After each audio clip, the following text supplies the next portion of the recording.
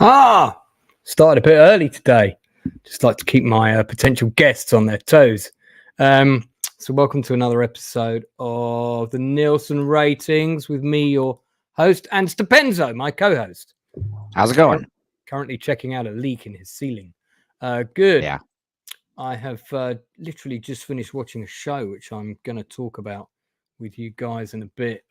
Pretty strong stuff. This is another going to be another Lance Nielsen. You must watch this speech. There's it's been 2 weeks, so like I watched a lot of stuff since the last time I was on here. So yeah, we've got quite a bit to talk about tonight, but that's all good, man. That's all good. We've also got Mr. Bastard. I feel like Reservoir. Hey, how you doing, man? Play when I got on here 5 minutes early, and suddenly you start without an announcement. Took me off guard a little bit there, but yeah. Actually, I kind of hit the wrong button, and I thought, oh well, I'm committed. We're on in a couple of minutes. What difference does it make? How was your wife's birthday? Oh, she had fun. No, it was yesterday. It was yesterday. Oh. She was yeah. She wanted to chill in for a bit, but she got some bit of birthday money from the family, so we're probably going to go out in a couple of days and let her spend it. So here's a funny story, Luke. There's your wife's name is Alice, and there's a song called Jellyfish that we sing, and we all shout that name like over and over in that song. It's fun. Alice. Anyway, I bet she can't wait to experience that firsthand. Let us know what she gets with the 20 She'll quid you stuck in her birthday card. I look forward to seeing how far that goes. Blue Collar Losers is here. I was watching Drinker play Tomb Raider. I said, "Hey, just don't get triggered." I'm saying it's very offensive. A game like that. I need to start streaming my gaming. God, everyone's doing it except me. Funnily enough, trigger warnings is something I want to talk about tonight. Please, so I'm thinking that's been in the press lately. I mean, we will get into it in a little bit. Whoa, hold on. Let me do that. There we go. Yeah. It would be good to get in that. Yeah, Leroy, I've got room for you tonight, man. If you want to come on, I know your Facebook account got hacked, buddy. What? His Facebook. Is he like selling Bitcoin and cryptocurrency now? Is that what? I don't know what happened. Well, I guess we can find out when he comes on. Come get your NFTs. Yeah. Give me a second, Leroy, and I'll get the link to you in just a sec. Oh, he got his Facebook back. He says that's good. That's good. Yeah, you started. Yeah, you okay? Well, then just message me on my my Facebook account, mate. And I'll know my friends got hacked when like I start seeing them like doing all these like make a bunch of money quickly using these 3 simple steps. Like all their profile pictures have been changed. You see me advertising Alcohol's Anonymous. Like, what happened to Chris? Yeah. Lance, I want to know you're part of my 12-step program.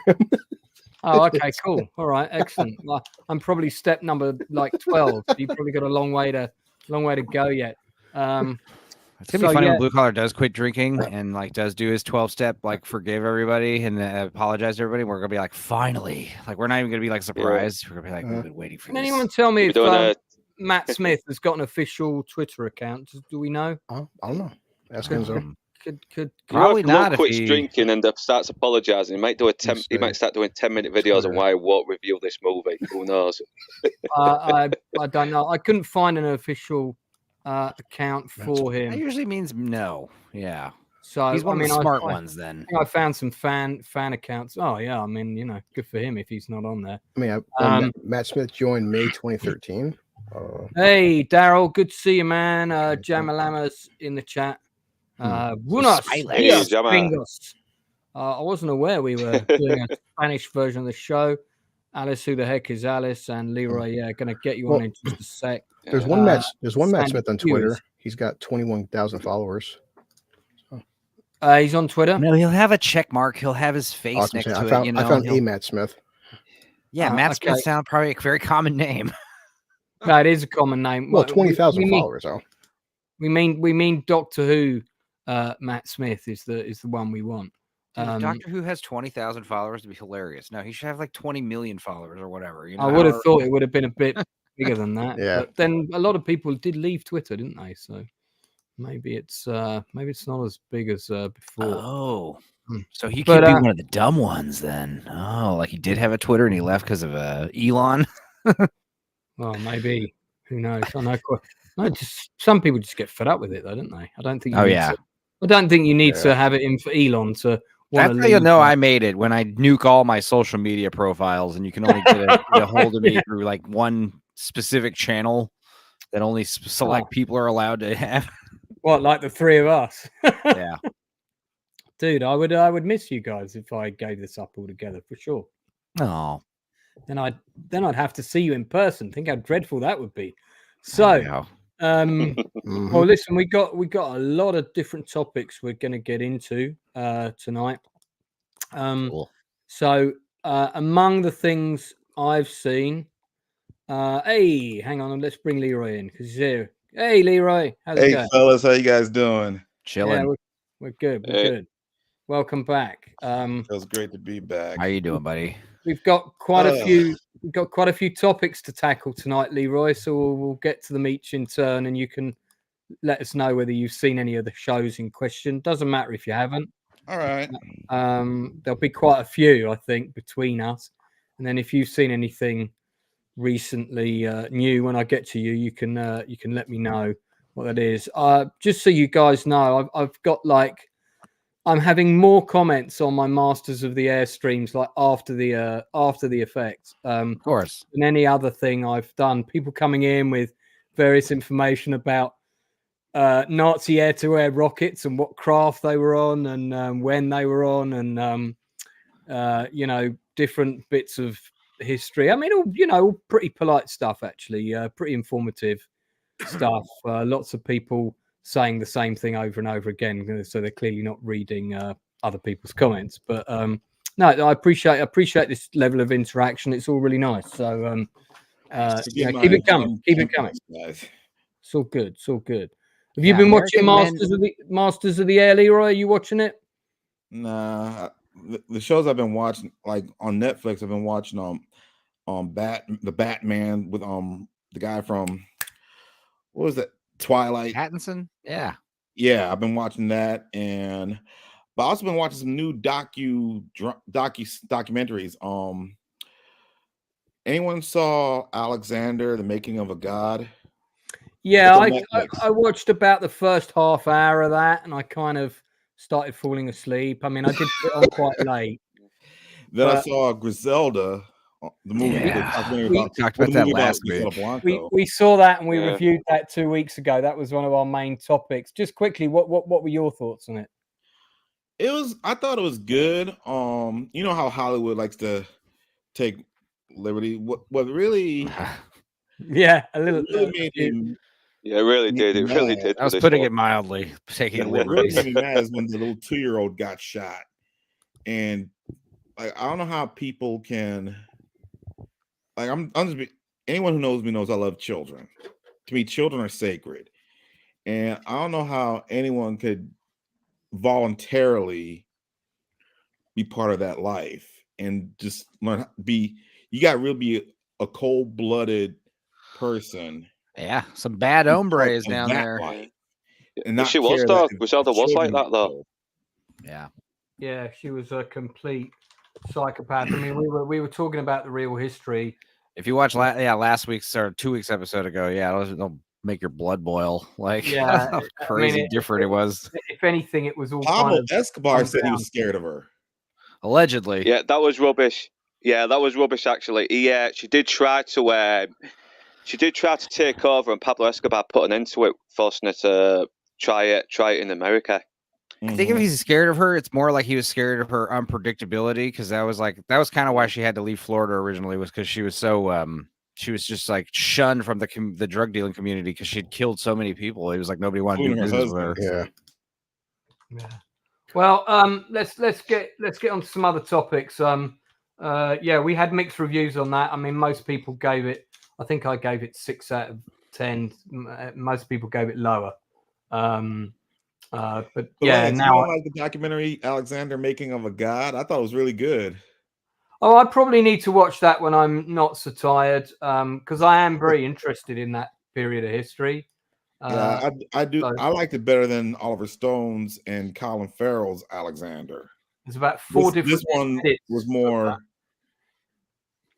not just entertaining, but it was more historical accuracy. Sure. Yeah, I mean, I would certainly hope so, because it's a documentary. I think the thing I have with those docu things they're doing is now it's sort of like they do these flashback scenes or they recreate battles, which is all CGI, and the technology isn't quite there yet for that not to look just that little bit shit. So, so I think in 2 years, when AI is creating all those battle scenes for the documentary shows, because that's what's going to happen. They're just going to create them for real with AI, and it's going to look just like the real thing. It's all going to look completely like the real thing. I have a big problem with Netflix and their documentary obsession, because one of the reasons why they churn out so many documentaries is because they're cheaper, because you don't have to hire actors, you don't have to hire writers. And it's like, it'd be so much better to take these interesting stories and turn them into a narrative, a movie. I hope they do a documentary on Spartacus. If they did that, I'd definitely be watching it. That could be interesting. Although I'm quite happy to watch the show again, which I think they're making another Spartacus spinoff called A House of Asher. I don't know how they're gonna. I have no idea how they're gonna try to pull that one off. That's the guy who's kind of like the backstabbing criminal guy, isn't it? The thing is, he died, got decapitated after Spartacus Vengeance. I don't know how they're gonna bring him back. Probably going to be a prequel show, a bit like what they did with the intermediate. So, well, I'm supposed to be getting one of the actors from Spartacus on my channel. Still trying to pin down a date with him. The guy who played, the Lord of the House, the British actor. John Hannah. Thank you, John Hannah. Yeah, he really impressed me. He came a long way from playing a doofus in The Mummy to being a conniving, slave-owning SOB in Spartacus. Well, he's been a jobbing TV actor for years over here, so we've seen him in quite a few conniving roles before he did Spartacus. It's just that you guys haven't seen those roles. He's been around for a long time. So Lance, looking up, it's like apparently according to Stars and Screen Rant, Spartacus, the spinoff it's basically what if Asher didn't die. Oh, okay. All right. So they're using the same actors, but it's just like they're kind of like changing their own canon. Yeah. So, but hey, they're messing with history, man. I mean, that's the only problem I have. I'm not sure about that. I mean, because you can't really hide it. That's just a way to make money, isn't it? It's Yeah, I mean, one thing I loved about the TV show Spartacus, because I actually, like I said, I'm a self-described history buff. I actually did some research, and compared to the Kirk Douglas Spartacus, this one is probably the most historically accurate pertaining to who the Thracian was, and including the battle at Mount Vesuvius. Yeah. Well, let's focus on the stuff we have seen, and we'll come back to. It'll be interesting to see what does happen there. It's great that we've got 6 people watching as opposed to 2,600 on Drinker's channel right now who are watching him do gaming. Tomb Raider. But talking of gaming, so we got this Borderlands trailer dropping tomorrow. Now, really? Funnily enough, I've just played. There's a 10-second clip of it on YouTube. So I can play the visuals of this. I think we can, Jamie Lee Curtis, Borderlands, Kate Blanchett. Wow. So that's tomorrow. I've actually got the game here. I mean, Lisa, it's somewhere. What's the movie about? So video game. Kate Blanchett going from Tor to this. That's funny. First of all, who's played the video game here? Hands up. I've played it. Never heard of it. I played all of them. Well, there's multiple spin-offs and sequels. I've got another 3 different. So it's for anyone who hasn't played it, it's basically a very brightly coloured Mad Max style rip-off. It's like somebody did a load of psychedelic drugs and wrote a Mad Max adventure. That's the game. It's kind of sort of free roaming, but not quite in the same way as Fallout Las Vegas. And now there's is it a TV show or is it a movie? It's a film. It's a film coming out. Jack Black and Gina Gershon are also in it. Well, I mean, look, if Gina Gershon's in it, I'm in. But yeah, Lionsgate, in association with Media Capital Technologies, in other words, whoever produced all the CGI, Gearbox Studios, 2K production. I hope they spent more than 2K on the film. Okay, let's go around one at a time. Are we looking forward to seeing this? Are we going to watch it? If so, Stupenzo. What about you? I do love Gina Gershon, and you know, basically Jack Who Black. doesn't, man? Who doesn't?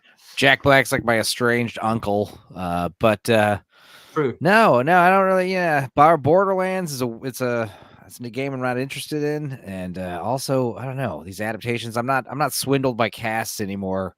You know, and ever since the RoboCop remake, like big casts don't impress me anymore. You could have Gary Oldman and Samuel Jackson in the movie. I don't care. Doesn't mean anything. We'll see what the trailer looks like tomorrow. Who knows? I might change my tune after that. Okay, Northern.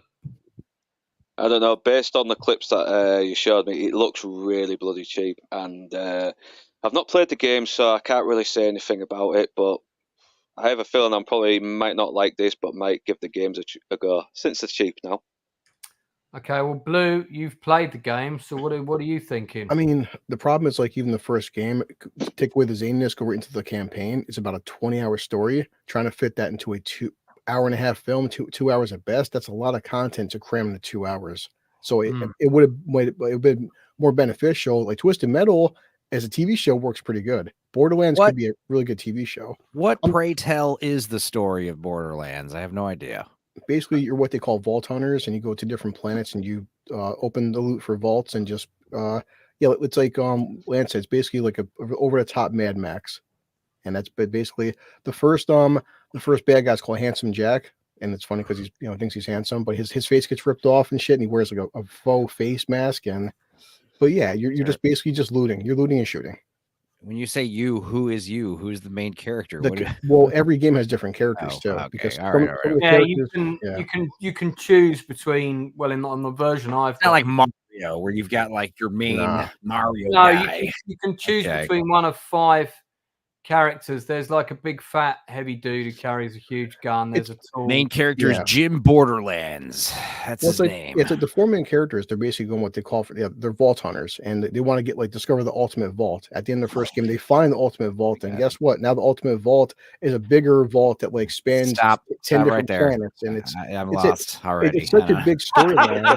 It is now. It's like all right. Well, Borderlands trailer out tomorrow. We may or may not be diving all over that. Leroy, you've not played the game, so I guess it's not. Never even heard of the game, and I've never been a Jack Black fan. So I mean, I liked him in The Mandalorian, and the only reason why I liked him in that Bruce Willis movie, The Jackal, because he got lit up by Bruce Willis. Yeah, my mom. You've just said the worst words. You liked him in The Mandalorian. I can tell we're going to have a whole 20-minute rabbit hole about that. Jack Black's earlier stuff with his Tenacious D stuff and his raunchiness and him making all these little cameos in all these movies, because he was just like some cool guy in LA in a band and everyone liked him. He's really not that funny as an no. Yeah, he's actually a good actor. He's more of a musician. Like, you need to check out, the D, man, back in the old HBO days. Like, they put on these little 15-minute Tenacious D shorts in between movies late night. That stuff was so funny, man. Blew my mind. He was pretty good in that High Fidelity movie with John Cusack. He works in the store and he's like the he's always playing that over-the-top guy, though. It's Jack Black. He's playing himself. I prefer him in small doses, to be honest. He gets a little over the top. I have no plans of seeing any of what's that panda cartoon? Oh, Kung Fu Panda. The first one's great. Kung Fu Panda. I've yet to see any of those. That's so brilliant. The first one's really good. Third one wasn't so bad. I think the second one is still the best one, in my opinion. Really? Okay. Yeah, you've got Gary Oldman as the villain. It's what more could you ask for? Peacock. You know what movie I'm really looking forward to seeing when it comes out? I haven't seen it yet, but it's coming out March 1st. Right. Dune Part 2. Oh yeah, well we'll do a whole fucking stream on that, but it ain't out yet, so that's for another. You guys seen the trailer though, haven't you? Oh yeah, I've seen a trailer. I just kind of trying not to see too much more until I've seen the show. I've heard 2 music tracks as well, and the music seems a lot better as well. Everyone that I know that's seen it, because we just had the premiere in the UK, I know about 20 people that went to the premiere. They all loved it. What's your opinion of the first Dune? Not the original one, but the one that came out back in 2021. I liked it. I liked it. I liked it way better than the original. You don't see too many remakes that are better than the original. Well, I mean, if they're done in a different era of technology completely, that generally they're going to be better, aren't they? Yeah, I didn't like the remake of Wrath of the or Clash of the Titans. I thought it was terrible. No, I didn't. Way better than the remake.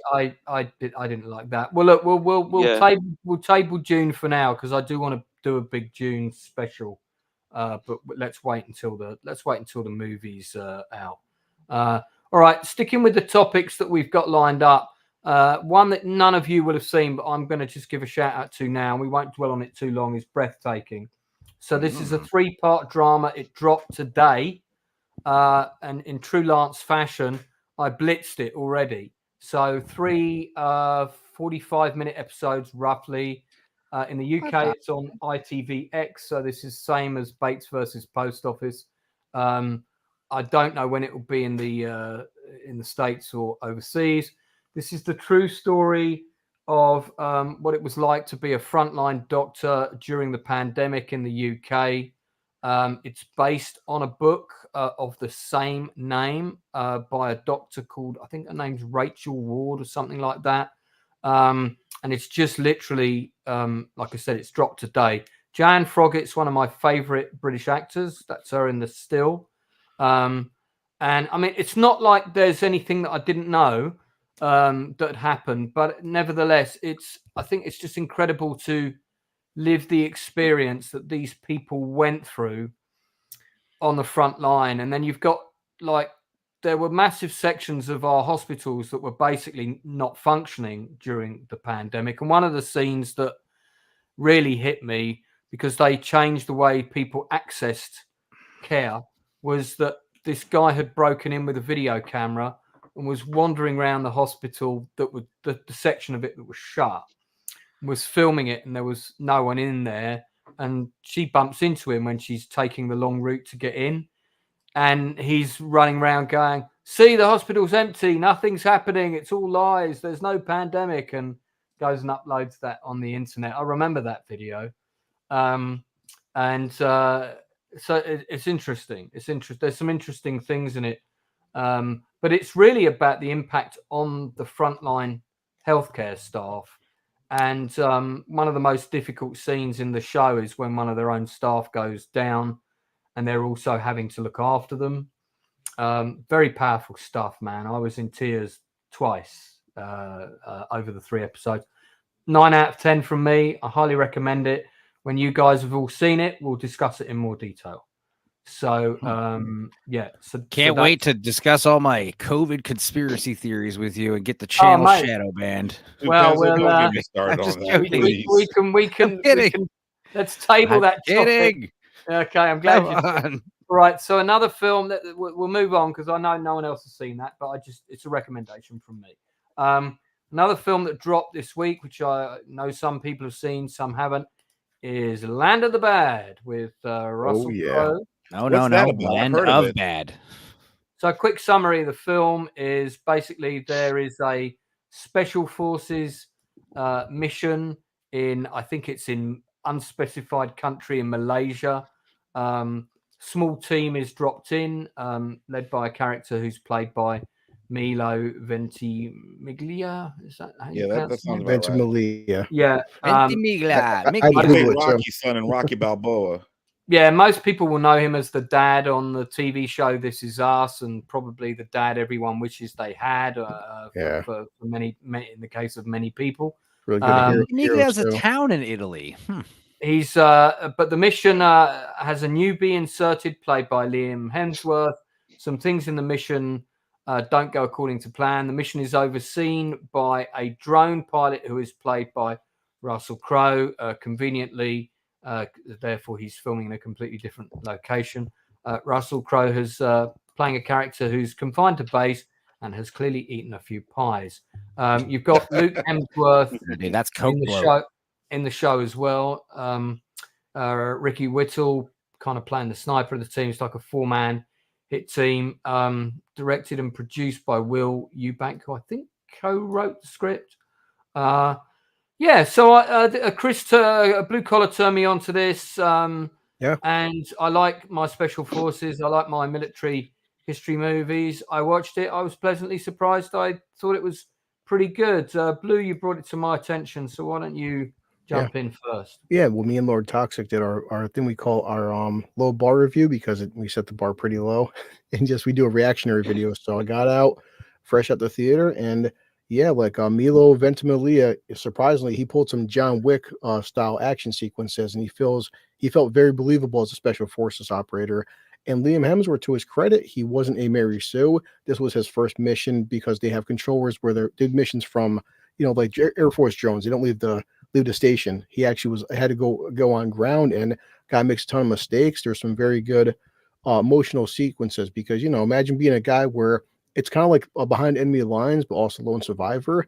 Not even spoilers. The first 10 minutes, his team's wiped out, and the guy's all by himself, freaking frozen, afraid, scared shitless in the Philippines. His only friend is Russell Crowe, and Russell Crowe's character's got to basically watch him from a drone and kind of guide him through enemy territory. And we can't really help you, but we have to watch you, and you gotta kind of do it for yourself, kid. And yeah, I mean, Russell Crowe, yeah, the guy's definitely put on some pounds, but he still has a very commanding performance and just such a good actor. Yeah, it's a good. I would agree. It's a good performance. I gotta watch this. You guys got. Yeah, I'll try to watch it tomorrow. Well, I did talk to Leroy because my buddy Wes Lord Toxic. He's his military background. He knows more than me, obviously, and he says he found everything very authentic. Like he was just breaking apart how authentic this film was, and he said that he found it was as authentic as say The Covenant with Guy Ritchie. Just very good job. They had good. You could tell they had good military advisors on this. No doubt the guys went through some sort of little training day or maybe a boot camp of some sort. Yeah, it was good. Yeah, I'd give it a solid 8 out of 10, I guess. That's a fair 7, 8. I mean, I think it ended a bit quick. They put that big bomb on the. Oh, I don't want to spoil it, but anyway, how long was the movie? Things happen. About an hour or so? 2 hours. That's a 2-hour movie. It's a 2-hour movie. But I was hoping that there'd be a bit more. I was hoping for 10 minutes more of action at the end. But I think the ending was real. It was real. It was a realistic ending. And I agree. So I probably didn't need loads of commandos to come dropping in and there'd be a big gunfight. But if someone's going to chuck 200 guys in orange jumpsuits jumping around with machine guns for my 20-minute finale, I'm never going to say no. Yeah. Has anyone else seen it apart from me? I haven't seen it. I've heard of it. I haven't seen it yet. But thanks to you guys. I'm going to try and watch it tomorrow. I'm going to try to see it. So that's a recommendation from both of us. Then, how many people have seen any episodes of House of Ninja? I watched episode first 2 episodes. Yeah. I've heard of it. My cousin watched it because he said he had nothing else to watch, but he said it was okay. I haven't seen it. I've heard of it, but I haven't seen it. I've seen the first half of the first episode. Again, I put it on pretty late.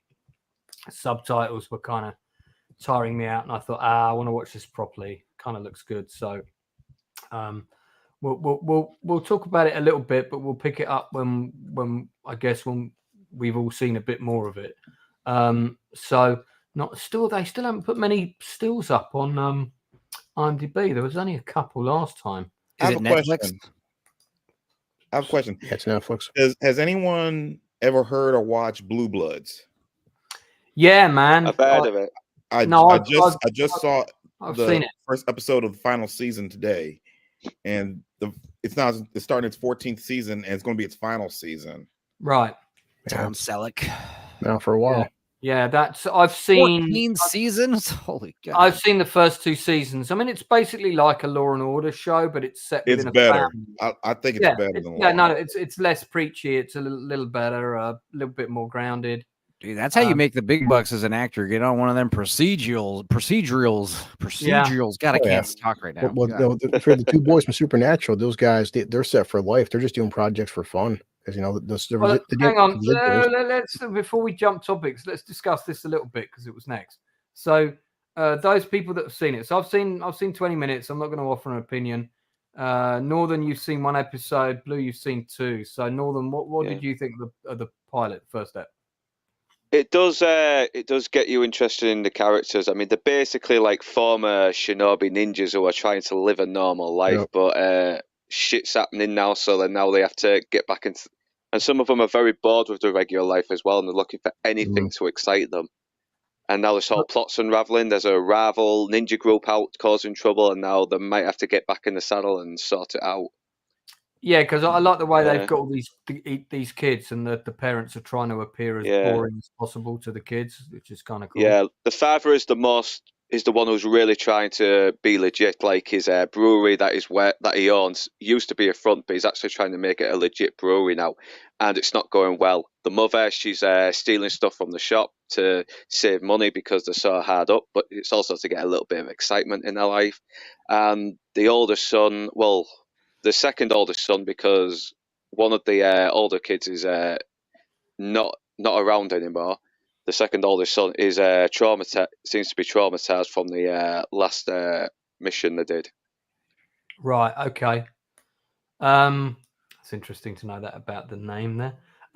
Okay. So, Chris, what do you reckon? Should we be watching this? Yeah, I mean, well, it's hard to judge an entire season off of 1 or 2 episodes. I mean, we've all been there, like Masters of the Air. Where, some episodes weren't the best, so it's kind of hard to judge it until I'll give a proper review next week when I'll watch the entire thing. Yeah, the last one was a big improvement on episode 4. It really was. Yeah. Masters of the Air is. I mean, it's worth watching. From in episode 4, did one of the missions just get cut out of the episode? It's like they were setting off in the air. Then suddenly it comes back, and I'm like, "Wait, what? Did I just miss something? Did I look away for too long and miss what happened in the episode?" I think what's gonna happen with that is, and again we're jumping topics, but what's gonna happen with that is there's gonna be a flashback episode where you're gonna see what happened on that mission, and then that mission is all gonna be about people ending up in a prison or a war camp. That's gonna be that episode, I guarantee it. Because there's Austin Butler's character didn't die. We know he survives the war because he wrote a fucking book about it. So it's kind of pretty obvious. So he's got to. We're going to pick up his story again at some point. I'm fairly confident. All right. So the 8 episodes of House of Ninjas is available now. You can watch the whole thing. It's on Netflix. It's funny that you're saying that there's no stills around, because I was saying that's classic Netflix, where their plan usually is to have people like us promote these shows for them. They want us to make all the stills and make all the memes and stuff. They don't do anything for advertising for their shows. Get the thumbs up, everyone. Go ahead, Luke. Yeah, get the thumbs up. Yeah, I think you get a double thumbs up as well. So yeah, if it turns out to be good, get a double thumbs up. Let's get posting it in the drunk post as well. All right. Okay. Leroy, go ahead. Netflix just brought in all 3 seasons of Warrior from HBO Max into That's a good show. It is. Yeah. That's a good show. I've seen all 3 seasons, and I'd say my favorite episode is probably the last 2 episodes in season 2. Don't spoil it for I'm not. People won't have seen it. I'm hoping this is season 4 though. That's the one that it was originally Bruce Lee's idea. It should have been Kung Fu, but they took it from him. Yeah, and it's sad. Yeah, I remember it's still a good show, man. His daughter, Bruce Lee's daughter, produces it, I think. I've seen season 1 and I've seen some of season 2. Absolutely incredible stunt choreography. It's a period piece, basically it's basically about criminal gangs and racism. And racism in that time period. West racism. Here's Kieran Boo playing low rent Tom Hardy. I liked him. He's good. I liked him, especially in season 3. Olivia Chang.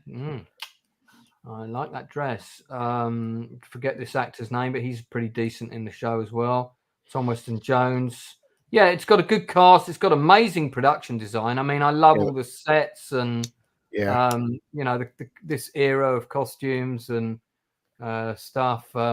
This scene right here is one of my made me almost cried. How he's begging his wife to take him back.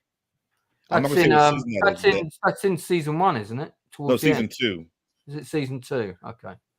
I have seen that scene, so I must have seen that episode. Nice dress. I reckon that looked good on you, Blue. What do you reckon? I mean, sure. Red's your color, man, because you proved that on the Master of the Air stream. Hoon Lee is great in this show, and it's a very. Yeah, he's. I remember seeing him in Banshee.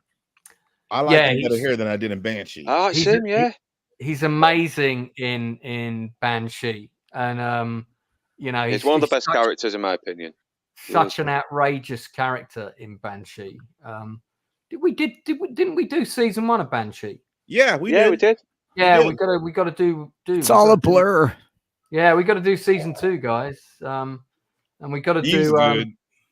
Did you guys see that I've got one of the actors from Mr. In Between coming on in April? So, no, Spanley. I've got Damon Herriman coming on, who plays the boss, who owns the nightclub, who played Charlie Manson in Once Upon a Time in Hollywood. So that's going to be great. Yeah, I do recommend this show. This is, I mean, we could definitely do a chew the fat on Warrior when everybody's seen. Yeah. Season 1. If you like shows where bad guys are getting their butts kicked, especially they're racist bad guys getting their butts kicked, this is the show for you. That's what I loved about it. There you go, Stepenzo. Right up your street, buddy. Yay. So, it's good. It's a good, and it's good. There's a realism to it as well. It's not too. It's not like Crouching Tiger, Hidden Dragon. I think Bruce Lee would be very proud of this show. Oh, these two guys. Go back. These two SOBs I hated, especially him. You mean the characters? Irish gangster. I forgot his name. The two. I hated these two. The characters. Yeah, because that's a credit to the actors, isn't it? That guy's an SOB as well. I liked him better in Frontier because he's a good guy in Frontier, but on this show, ooh. Frontier, that's another show I haven't seen actually. Oh yes, that's also on Netflix, starring Jason Momoa.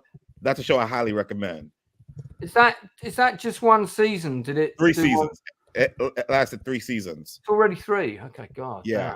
Don't know where we're getting time to fit all these in. This is kind of I do remember this show sort of reminded me a lot of Peaky Blinders. It's got that kind of vibe and that kind of narrative, and again, it's not an entirely dissimilar period of history. Mm-hmm. I think this is slightly earlier, but I like Peaky Blinders, but for some reason, Frontier Warrior, I guess I don't know if I'm a little biased, but to see shows from a minority point of view, not just black, but from any minority point of view, especially from an Asian point of view, and as good as it was, like I said, Bruce Lee would be so proud at the success of Warrior if he was alive today. Yeah, it's definitely a very unique show, and it covers something no one else has done. So it's done 3 seasons. Do we know if there's I'm hoping for keep my fingers crossed. I'm hoping for a fourth season. I'll look that up in a second. There's a great shot of Hoon Lee there. Anyone else seen it on the panel? Negative. No. Yeah, watch the first. Definitely watch it now. Definitely watch it for Hoon Lee. I like this guy. I like Hoon Lee, so I might watch it for him because he's awesome. Well, I've seen season 1, Northern. I can tell you'll like it. It is a really good show. I'll be honest. It's a really good show. What's up, Shield of Dragons? Good to see you. Sandy Q commenting on our earlier Jack Black debate. Only Jack Black can play only Jack Black. Jeff Goldblum can play Jeff Goldblum. Kung Fu Panda is awesome. Well, he's good in Jack Black is great in what's the Sean Penn man? Sean Penn, Dead Man Walking. He's Sean Penn's brother. I never saw Dead Man Walking. Yeah, he does do some drama sometimes. Yeah, that he's really restrained in that part, which is a real refreshing. You know, him and Tim Robbins were like in an acting troupe together, so that's why like Tim Robbins has a cameo in the Tenacious D movie. They're like good friends. Right. Oh, that's interesting to know. Like I said, I can't feel Jack Black. I mean, I'm not a big fan of his. But Lance, also Frontier. What I liked about Frontier is that the main character is native, and the white guy. No offense, fellas, and the white guy is Tonto. It's like you switch the Lone Ranger and Tonto, switching roles. You have the native as the Lone Ranger, and the white guy is the sidekick. And who plays the sidekick? I forgot his name. He's a Canadian actor. He plays Michael Smith. Like it begins with an L, Langton LeBron or something like that. We'll get him up. So this is Frontier. It's kind of like I mean it's basically set on the frontier of the Wild West. Yeah, in the 1780s, him. He's the sidekick. I've seen him in something else, but I can't remember which thing. Anyway, we'll no doubt we'll come back to that. This actor Sean Doyle is a really great. Yeah, he's psychotic in this one. He always plays psychos. Jason Momoa there is now. Jason Momoa is a terrific actor. He's that the a main scene character. from a show, or is that from his marriage? Difficult. Oh, very funny, man. That's cold blooded.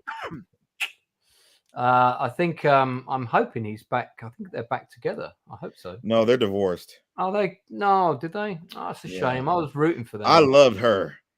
I love Jessica Madden, Sokanan. Yeah, I can see why. That's a nice shot. Love that. Anyone else seen Frontier? Nope. Shit, guys, we're creating a massive list of stuff to watch. See, this is why I give you guys a bunch of movies, because it's like you guys could watch a couple movies by next week. You tell me to watch a 14-season show, it's like, we're not going to do a Blue Bloods. I'm not going to watch Top Blue Bloods. I'm sorry. I'll watch one episode of Blue Bloods. 3 seasons. In a week's time, that's not going to happen. But okay, so Stepenzo, let's talk about the J-Lo movie. Oh no! If you guys want to hear the J-Lo movie, yes, please. I'll briefly summarize it for you all. I watched J-Lo's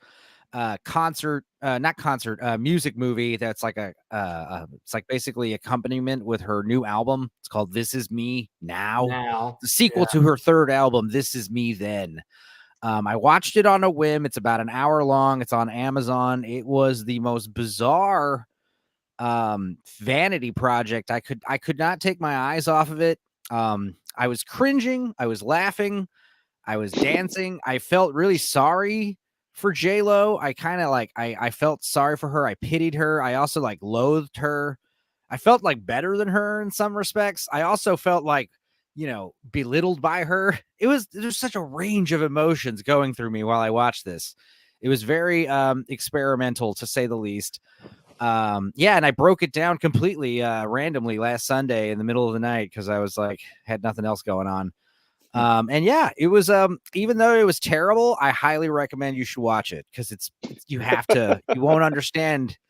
There's so much going on with her autobiography. There's a lot of scenes of her. Like, I'll just briefly summarize. Like, there's like lots of scenes of her being sad because of many breakups. She can't settle down. That's the story, and it's very astrology based. 10 times, 4 times. But there's a lot of shots of her crying in this gigantic mansion. It looks like Tony Stark's house. I said it was like, what is this? I don't feel sorry for her at all. Oh, and she has 6 friends that are all, serial single people, and they're always like in her house, like helping themselves to wine and snacks, telling her what she should be doing. I was trying to work out if these are supposed to represent her actual friends, or if they're supposed to be a bit like the. I don't think she has real friends. I think these represent aspects of herself. The whole thing's about herself. Yeah, the whole thing's about her. It's like Inside Out. These are like parts of her own. But I don't want to talk about this anymore because I did at length. I gotta tell you something. I'm not going to see it for one reason. Jane Fonda's in it, and I'm very anti Jane Fonda. Dude, this astrology sign is a who's who of assholes. It's like there's Trevor Noah, there's I cannot watch anything with Jane Fonda because I'm a veteran and my Uncle Nate was in Vietnam. So yeah, we watched Barbarella a few months back and made fun of that. That's probably the last Jane Fonda movie I did see. Guys, let's try and keep the politics out, please. I will say, check it out. The astrology symbols, like everyone, like if you're a Leo, Post Malone, that's who you are. Neil deGrasse Tyson, I think is Pisces or something. I can't remember. Who else? Another good one, the Scorpio. I don't know who her name was. Her name was Kiki something. She was like this real loud black woman. I think she was like a rapper or something. She might be a musician. I was cool with her. I liked her. She kind of grew on me by the end of it. I was like, this chick's cool. I'm a Scorpio, so I was like, I watched it on Stepenzo's recommendation. You did? What'd you think, man? I put it on. I put it on while you were going through it. Well, it was one of those films where I was like, yeah, I feel like I'm going to skip ahead a bit here. And I mean, man, it's this hyper kind of real version. It's like if somebody did an art house video biopic of someone's life, hyper realized with some AI elements. It almost feels like this is. There was definitely AI in this movie. The opening and ending credits are AI, and I feel like a lot of the special effects might be AI assisted. Yeah, there's a lot of green screen. There's some very good effects. It looks great. There's some very good choreography. Yeah. But do I really want to see a 70-minute movie about Jennifer Lopez telling us why we should feel sorry for her? No. Yeah. I'm not really sure. 60-minute length is why I watched it. If it was like longer than that, I probably wouldn't have. I think it was wasn't it about 70 minutes? It's like 60. No, because it actually ends at like 45 minutes, 50 minutes, but there's like 10, 15 minutes of credits. It's like the Avengers movie at the end of it. It's like a wall of text for like 10 minutes. You're like, dude, what? But also, I think the main takeaway from the movie, from the thing is J-Lo does not understand normal people at all. She's not one of us. Well, that's what happens when you become a celebrity. Yeah, I mean, it's super celebrity. Yeah, and unfortunately, it's true. Some people I think they live on a different plane. And I watched some good movies. You want to hear about those? Tell us your first good one. I watched very recently a pretty new movie called Double Blind, and it was a really cool little indie horror flick about blind medical tests. You get paid money, host, like a facility, and they give you pills and you see the side effects. Well, very quickly they realize something's wrong. They start taking these pills, and like none of them can go to sleep anymore, and they're up for like 3 days. And they realize that if they fall asleep, they'll die. So now it's become this whole like you've got to stay awake, or it's insane, and it's really really short, really tight, really like low budget. The whole and very well done, like medium-sized budget film. And I think this might be a debut film. Where have I seen her from? I was just about to say she was in The Walking Dead. No, I never watched that show. And all the actors were great. she was pregnant in that film. I don't want to tell you. I mean, she's the lead. This lady. A lot of great character work with these characters because you got all these like strangers and a lot of getting to know you stuff, but it's done pretty cleverly. A lot of good stuff. The music's great. I liked it a lot. Liking this Russian poster for the. Don't go to sleep. I watched another really good horror movie also called Influencer, and both of those were great. I would recommend the two of those together. I've seen Influencer. I reviewed it on my show. Yeah, Vex had recommended it a few times to me, and I was like, okay. And I finally checked it out. It was also a really good debut. What would you give Double Blind out of 10? I mean, if you're a fan of horror movies like myself, give it a solid 7 or 8. Probably 7 or 8, even if you didn't like horror movies. That's the other thing. If you're not a big horror fan, it's not too crazy. It's not too hardcore. It's more of a sort of horror thriller. It's not going to give you nightmares, Okay. Some of these movies, like The Black Coat's Daughter, it's not very violent or anything, but that movie will get in your head. Some of these other movies, like I think Influencer was a bit scarier, but is it Influencer or The Influencer? Is that the one? No, where it's they just go, Influencer. Yeah, and it's the like one where 20, they go to 20 where they go to the island, right? At one point. Yeah, 2021 or 2022 came out a couple years back, and I found out where Pollyanna McIntosh was, where I saw her from. Vikings Valhalla. Oh, okay. You were talking about that recently, were you? Yeah. On one of these shows, yeah. Nice. Well, yeah. Influencer was great though. I feel like Double Blind was freakier because I felt like more I could relate to that more. Like, oh, you know, you're broke, you have to go do a medical test. Like that actually might happen to us, you know. But this Influencer was about these rich Instagram girls who go on vacation, like filming themselves, and they have like millions of followers and they get money from ads and stuff. And there's like, you know, malicious people on these you know, Taiwanese islands, you know, taking advantage of these people, and it's very nefarious. It's not like as hardcore as Hostel or anything like that, but it's definitely yeah, some effed up stuff. And this girl, I thought that her makeup on her big birthmark was really well done. Turns out that's a real birthmark. And that's a real birthmark. And I like the fact that in the film they just didn't talk about it. Well, they do. They kind of. It's a big part of it because it's like it's a big identifying mark. So, like they say, you know, hey. Yeah, but it wasn't like it didn't. It wasn't a whole thing of how'd you cope with that? Do you know what I mean? My giant birthmark. She's hot. Like nobody would care about her birthmark. Like trust me, she's like she's a good looking lady for sure. It gives her this like evilness, you know, kind of, because like they do the stereotype that's like kind of frowned upon nowadays about the crippled villain. You know, the villain with the hook hand or the eye patch or whatever. It's like, yeah, this villain has like this kind of a huge thing on her face. I'm trying to say it nicely. I started watching this and it sort of, I thought, oh, this is going to be a bit of an average NAF film. So I kind of stuck it on in the background. But within 25 minutes, I know exactly. I was like into it and I had to stop working. And I'm like, okay, I'm either committing to watching this now or I'm turning it off. I'm telling you right now, by the time the opening credits roll, you'll be hooked. Yeah, it's a good movie. The actresses, the two leads are very good in it. I'll give it a solid 7.5 out of 10. Oh yeah, very well done, especially for like, you know, these, like I love these like indie movies with these guys who get away making really good stuff. All you need is a really decent camera and some great actors, and outside somewhere, and you can make an awesome movie.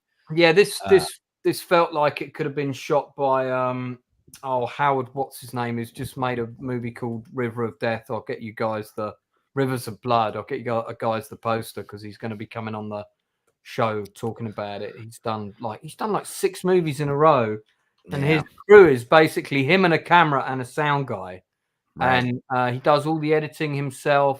Well, that's the beauty about these red cameras, you know, like The Creator was filmed on like a really awesome, you know, digital camera that most people can buy. That's like awesome, you know. And now with this AI stuff, dude, you won't even need a camera anymore to make these scenes. It's like, what? All this AI is going to put a whole lot of people out of business. Yeah, I mean, I do worry about that, but it's coming whether we want it or not, unfortunately. I think this is what James Cameron warned us about when he made The Terminator. Yeah, well, that's very true. Sorry, go on, Luke.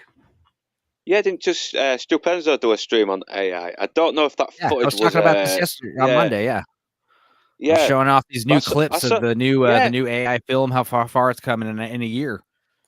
I know, but you see it now. It's kind of crap. You saw like, women's boobs coming out from their backs and everything. It's like, that's not perfect. That's not perfect. Yeah. There's weird stuff. Yeah, isn't that like the women from your town, man? Yeah, they got them back boobs. I only wish.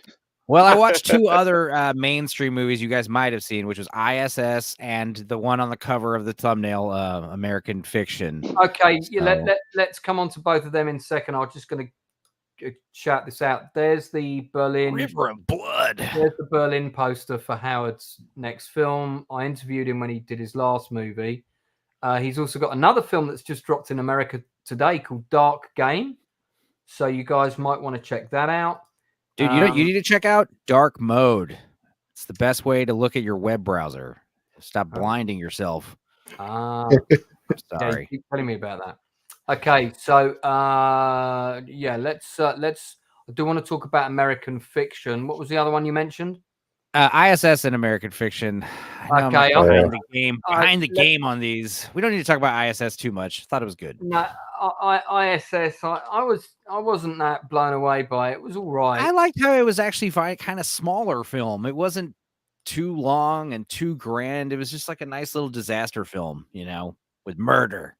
Yeah, but I mean, I felt that some of the things that happened could have been a bit more original.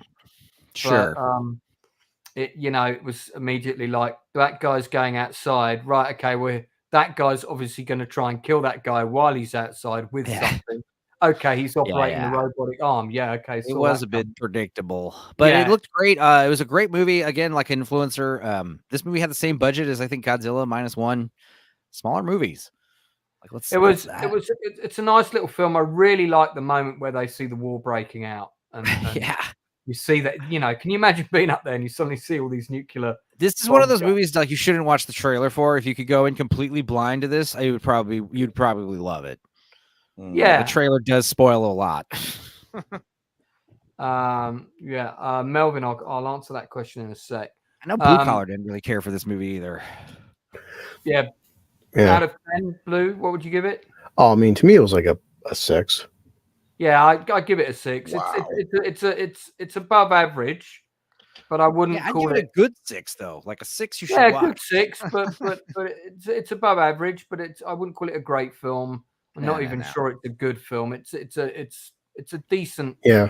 It's a watchable film. Yeah, I just felt that they damn sure padded the runtime. It felt like a good half-hour concept dragging to an hour and a half.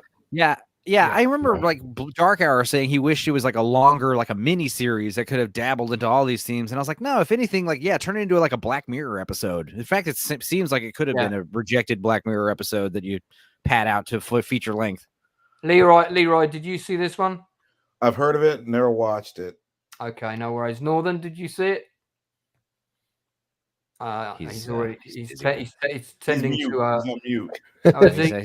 He's here. Yeah, just went on mute for some reason. I don't know why. I didn't press anything, but I've only just watched ISS? No, I've only just watched Beekeeper as well, and that's been out for a good few weeks now. All right, well, and it was pretty cool. But I'll try and get around to watching it as soon as I can. There's just so much that's available at the moment, and so little time. All right. Should we talk about American fiction though? Because I really like that one. Let's talk about American fiction because I've seen it. I was just getting it queued up. What did you think about it, Lance? Because you're a writer, and so is Leroy. I thought, I'll let you guys finish. I'd love to hear Leroy's thoughts in a minute. For me, this was great because, believe it or not, as a guy who currently feels quite marginalized in my own industry, I totally related to the things that he was going through and experiencing. Not in terms of obviously there are completely different parallels, but he was feeling marginalized for slightly different reasons, but they were still totally relatable to how I felt right now. And then, there's that whole thing of, does he sell out and just write any old shit because he thinks it will sell? And I love, for anybody who hasn't seen it, I don't want to get into too many spoilers, but basically Jeffrey Wright, who's an actor that I absolutely adore. I think he's amazing. He plays a writer who's written a couple of good books, but he's on a bit of a dry run. Everybody's waiting for the next novel to come out. He teaches to support himself in the meantime. He can be quite an aggressive teacher who ends up having arguments with his students because his students are also super hyper sensitive. They need a trigger warning to attend his classes, which will be a good segue to that topic in a minute. He ends up being asked to be on the panel of a competition where they're going to recommend new books that have just come out for an award. And one of the people that's on that panel is Issa Rae's character, who has just had a new book that she wrote about black characters living in the working class areas, the ghetto areas, the high crime areas. And she admittedly is a middle class black woman who didn't live that experience, but she did research on that experience and wrote a book about it, which is fair enough. and then but everybody sees that book as authentic, even though she hasn't lived that authentic experience. And everybody keeps asking him to write a book like that. And he says, but I don't know anything about that life. In the end, he does write a book like that, but he writes it under an assumed name. And it ends up being one of the books in the running for the competition. He also writes it like as a joke, you know, like as an insult. He writes it as a joke, but it still ends up being, somehow it goes really big, and it ends up being one of the books that he himself is judging, and he's trying to convince everybody else not to put it on the shortlist. Yeah, don't vote for it, please. And they're all like rooting for his own book that he knows is crap. So it's all about kind of, there's a whole load of different themes in it about how far you're prepared to sell yourself, to just achieve something. In other words, sell your soul. Yeah, sell your soul. Yeah. There's some great themes of racism and different levels of racism and different types of racism that we don't normally see being explored in a film with a predominantly black cast. And I thought that was really good. I actually thought that was quite brave in the current climate. I was surprised that this got made, if I'm frankly honest.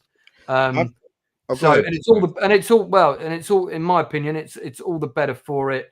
And I was amazed how much I related to this film and the character because of stuff I've dealt with myself recently. For me, it's a 9 out of 10, and I hope it does really well at the award season. Who else has seen it before Leroy jumps in? Enzo? I did. I liked it a lot. The trailer, the premise seemed interesting. The trailer seemed promising. But yeah, it could have been one of those movies that was just really bad. But I liked it a lot because it wasn't too funny. It was kind of sad. There was like a lot of genuinely emotional stuff in the movie. I mean, God, the sister, yeah, there's a lot of stuff in there. You don't see that coming, and it's like that climate scene change. But also, what also is great is like it's a great example of how to, not insult your audience's morals or intelligence. It's a good way to play both sides and still get your message across. It's a good way to tell your story.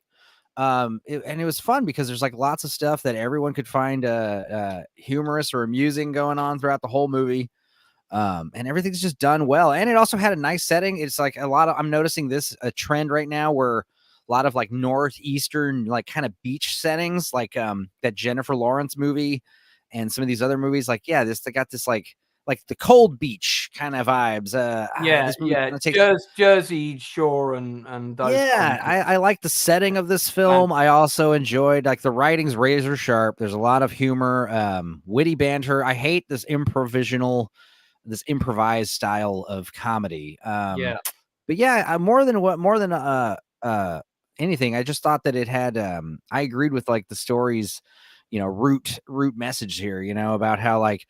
One of my favorite movies is Gentlemen Broncos, which is a stupid movie, but I love how it's about, what it's like to like write something and give it to someone else and like other people getting involved in your creative process and that give and take between people that you need to like, kind of like not art in your head is never going to really flesh out the way you envision it, and it shouldn't really. It's hard. It grows, it evolves.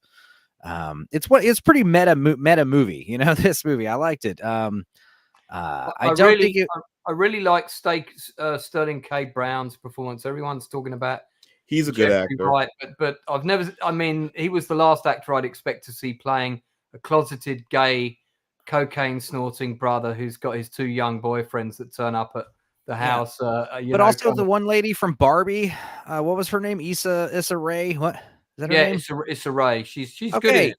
She's great because like they write her off like, from the main character's point of view. There's this like don't tell throw mama from the train kind of envious, like, I don't like this woman because she's like a fraud or she's kind of coasting. I don't know. The main character just doesn't like her and he doesn't like her work.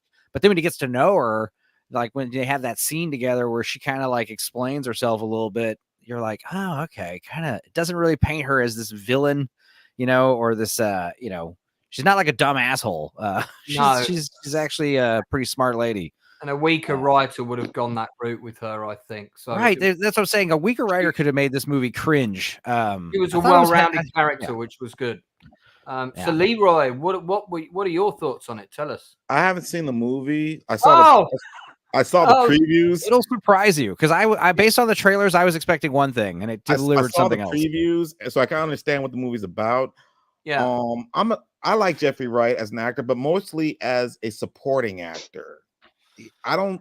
I've seen some of his movies where he's the main character, and this is just my opinion. They're not that good. Like I remember when he did Westworld, and I thought that show was terrible, and his acting was terrible.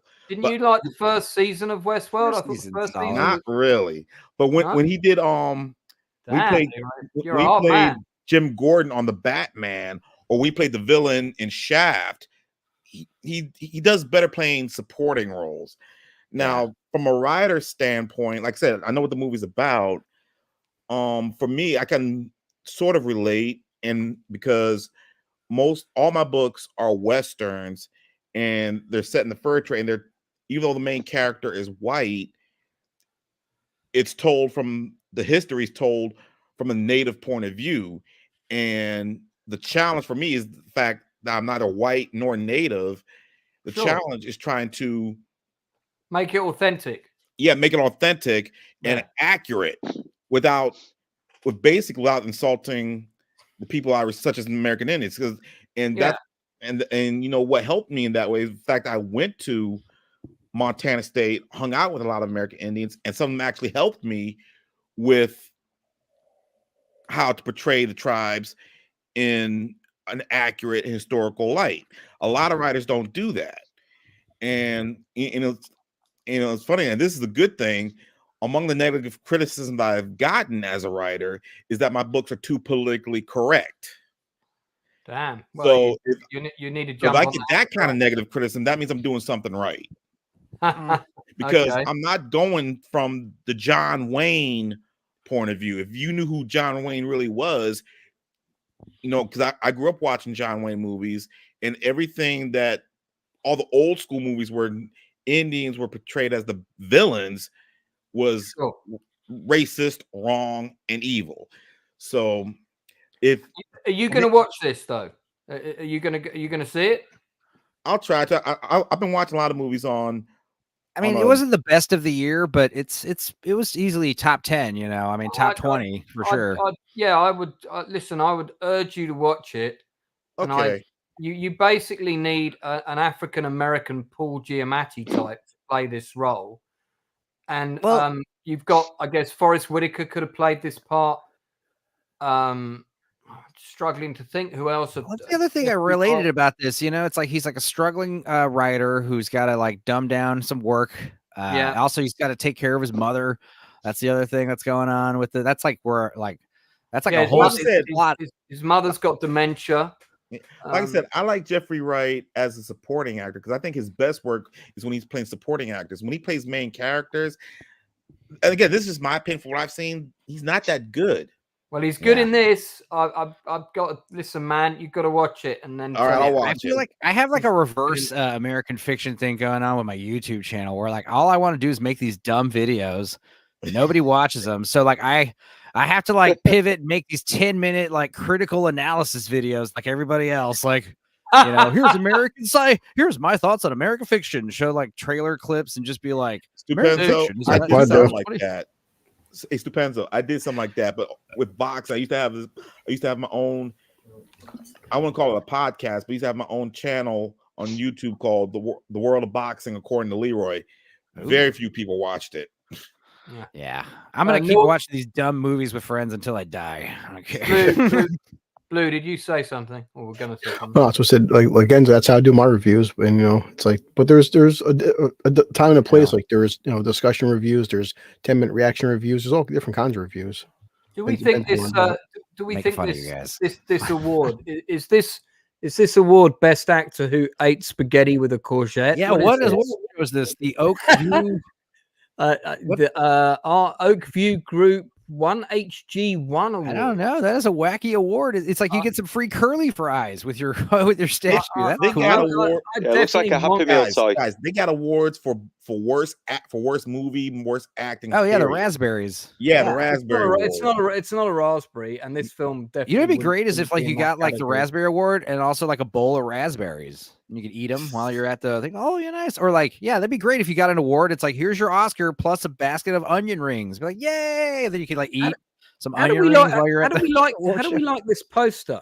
I love it. I like the poster a lot. I don't know. I'm not feeling the poster, man. It's a little on the nose, but kind of the thing is, I hate these collage posters you keep seeing. So at least anytime I see an original like type of poster, like some kind of illustration or some kind of artwork involved, I'm so tired of the clip art posters where it's just like the big faces in the sky, you know, and then the title. It's like every poster looks the same. So it's like I appreciate something different every time it happens.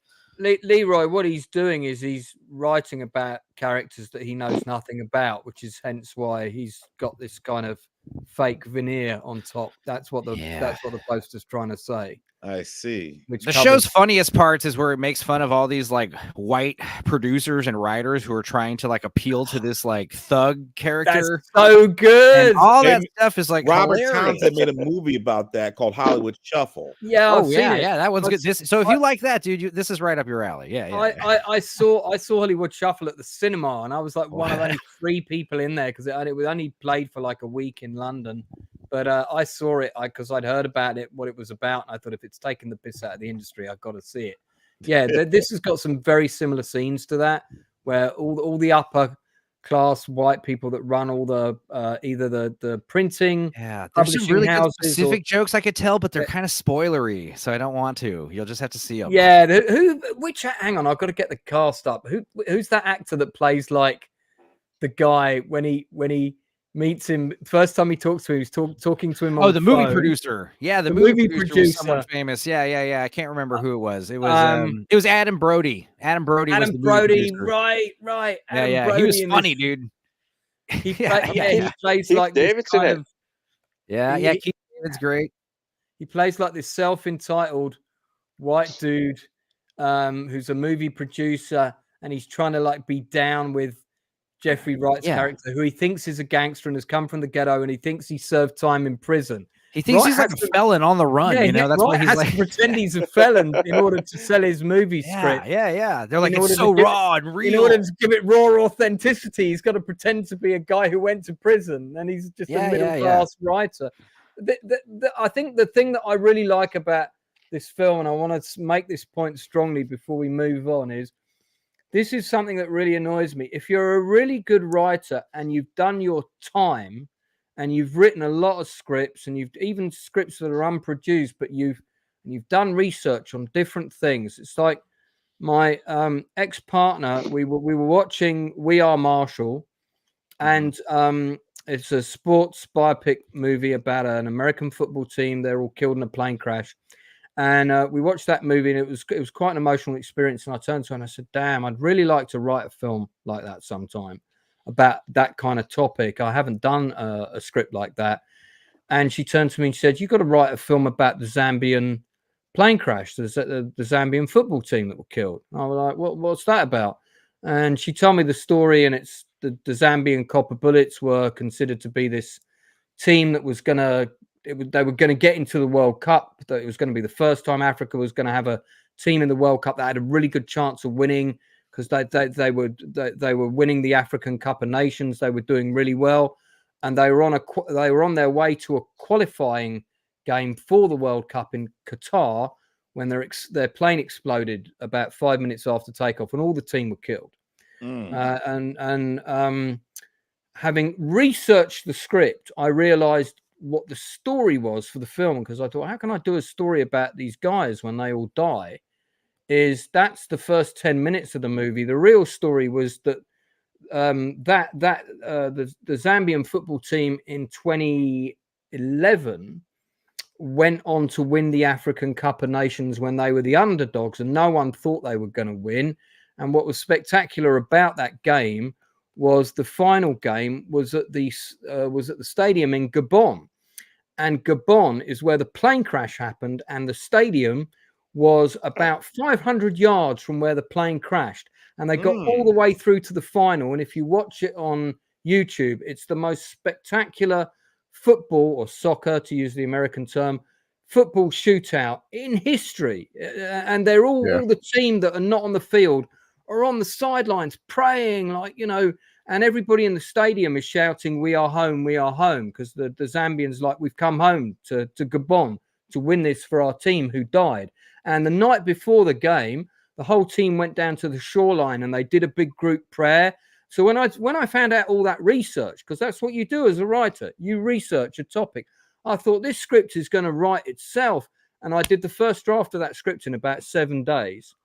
Wow. And there were some areas that I had to work on and brush up on, but I got the bones of it together. And it's one of the scripts that we read in lockdown. And I got it's almost an entirely black cast, apart from the football coach, who was a French guy who looks exactly like actor Nikolai Coster-Waldau. You can't make this shit up. Yeah, Havre is a football coach called Harve Renard. Nikolai Coster-Waldau is from Game of Thrones, for anybody who doesn't know who he is. Jamie Lannister. Yeah, Jamie Lannister, right. So, I mean, if you look at this guy's picture, right, I'm going to show you this guy's picture, you know, and you think, who am I going to get? I need a European actor who can do, you know, who am I going to get to play this guy? I mean, it's got to be him, you know, straight away. And there's a really good picture of him with the team when they win. So if I put Zambian football team, so and he's the only white actor in the cast. There you go. That's when they won the game, and the team picked him up. And the captain of the team that died, he's the only team member that survived, because he was playing for PFC Eindhoven when the team took their flight from Gabon and the plane exploded and they died. That almost sounds like Cool Runnings. You remember that movie? Oh, of course. I was a child of the 90s, Leroy. Of course, I know what Cool Runnings is. Yeah, so my mom's from Jamaica. It's a cross got me into Jamaican music, dude. I love my cat's named Yellow Man, dude. I love reggae. It's a cross between Cool Runnings and We Are Marshall. But the point I'm making is that story excited me, so I sat down and I did the research and I wrote a screenplay about it, because I didn't feel that I needed to be an African writer to write about it. I just needed to understand the human elements of the story. And my job as a screenwriter is to have the skill to do that. I knew that I would never get to direct it, so I didn't put it as a script that I needed to direct. I felt it should have an African director or a black director, preferably a Zambian director if there is one. And it's like I said, it's pretty much an entirely black cast, and it's told from the narrator is the journalist who follows the team. So it's a female lead in a very black male orientated cast. I thought, we've got to have a woman in there. Let's make the story told from a journalist's point of view. So the reason I tell you that story is because the point that American fiction is making very strongly is a good, competent writer doesn't always have to have lived the world that they write about in order for it to feel authentic. They can research it, because their job, like what I do with my books. Yeah, they're a writer. It's exactly the point you were making, Leroy. And it's like, I mean, yes, people should always write what they know about, sure, that, especially when they're starting out. But if you're a competent writer that's been around for years, I've always prided myself on the ability to slip into the shoes of other people's emotional journeys. How do you think I wrote the play about the post office scandal? I hadn't been through those emotions. I hadn't been through that tragedy, but I had people coming up to me who had, saying, who did you know? You know, how did you know my husband? You wrote about my husband who died. How did you know about him? I saw a photo of him and I got everything from that photograph. And I just thought, this is this guy's energy. I'm going to write about him and do this speech about him. I knew nothing about him. Found out later his big hobby was that he liked to direct plays. You know, he was like a part-time director for his amateur dramatics society. He died of cancer because of the stress of what he went through with the post office scandal. So we live in this very weird time where, people that have the skills to write these stories are not being allowed to write them. You know, Lance, it's really weird, but you know, there you go. For me as a writer, the biggest joy I get from researching is able to tell, like, when I research for my novels, I find that one, like during the fur trade, one of the most feared tribe of the Northern Plains was the Blackfeet. They were to the Northern Plains what the Comanches were to the Southern Plains. But a lot of novels I've read, they don't tell why many of the tribes, such as the Blackfeet, were the way they were. And when I researched it for my books, I just not research, I actually explain why the Blackfeet were the way they were, why they were so hostile to American trappers, because the beaver was sacred to them, and because Meriwether Lewis from the Lewis and Clark expedition murdered 2 Blackfoot teenagers. So a lot of people don't realize that, and that's what I'm talking about, being authentic. You know, the world is not all black and white as we like it to be. No, especially when it comes to history. But I try to tell it from not a gray point of view, and I try to avoid the whole white savior thing. Sure. But like I said, if I'm getting a negative criticism saying that my books are too politically correct, that means I'm doing something right, because I'm not writing from a politically incorrect, or what I call the John Wayne point of view that my dad and I grew up watching. I'm trying to write it from a very historical and real point of view. And I know many of my Native friends that I went to school with appreciate that. All right, cool. Well, look, we did go down a little bit of a rabbit hole there, but I think sorry about that. That's my fault. No. We both did it, but I think as writers, and this is why you do need to watch American Fiction, Leroy. I think you really will appreciate the film, and that's why I love the film. Because if you're creative at all, you should watch it. Yeah, it makes this point in the film, and for a film that's predominantly about African American minority writers, to make that point a crux of the story, I think, especially in the times we live in at the minute, where people are offended about absolutely everything, was an incredibly brave decision. And I just think the film's fucking brilliant for doing that. So it's a 9 out of 10 from me for American Fiction. Acting, writing, tone, comedy, script, the way it's shot, where it's set, I love it. Yeah, even on the broader terms, one thing I gotta appreciate is, like, you know, not a very polarizing story, even though it's a pretty polarizing subject matter to some people. I don't know. It's like they did a good way. They did a good job of, like, everyone could walk out of that movie appreciating something. Sure. So, all right. Well, look, just quickly, has anybody, because I just noticed this on Adam Brody's oh boy, IMDb page, has anyone seen the remake of River Wild? No. No, there was a remake. Yeah, I did hear that it had happened. It wasn't Kevin Bacon in the original River Wild? Yeah, Kevin Bacon and Sean Astin. The original's not a bad movie. Kevin Bacon and is it Susan Sarandon? That's the mum. Meryl Streep. Meryl Streep, right? Yeah, I mean, listen, I'll watch anything with Kevin Bacon in it, but it's actually the original was not a bad movie at all. But there's a 2023 River Wild. I think it's I don't think it's a remake of that film. Follows a pair of siblings who love but distrust each other as they embark on a whitewater rafting trip with a small group. One of their friends from childhood turns out to be more dangerous than he appears. Okay, so it's not a remake, but it's got the same title and a very remake in name only kind of thing. Very similar premise. It's only got 5.5 on IMDb. Here's the thing.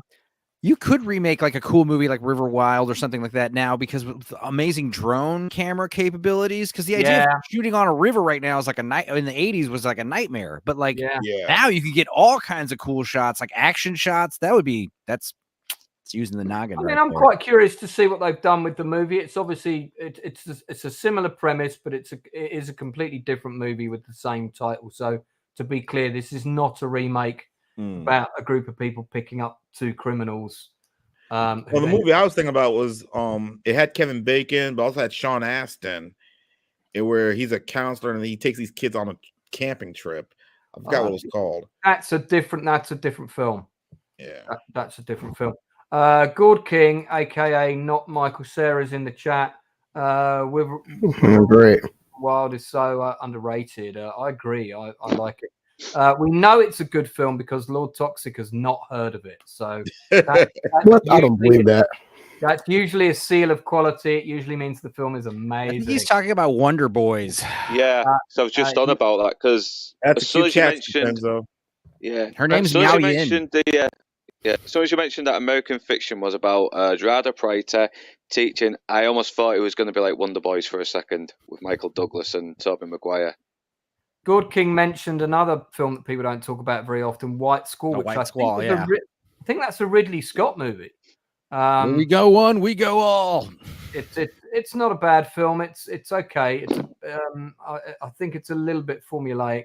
Wonder Boys is a good film. That's with Michael Douglas and Tom Cruise's ex-wife, whose name I've forgotten.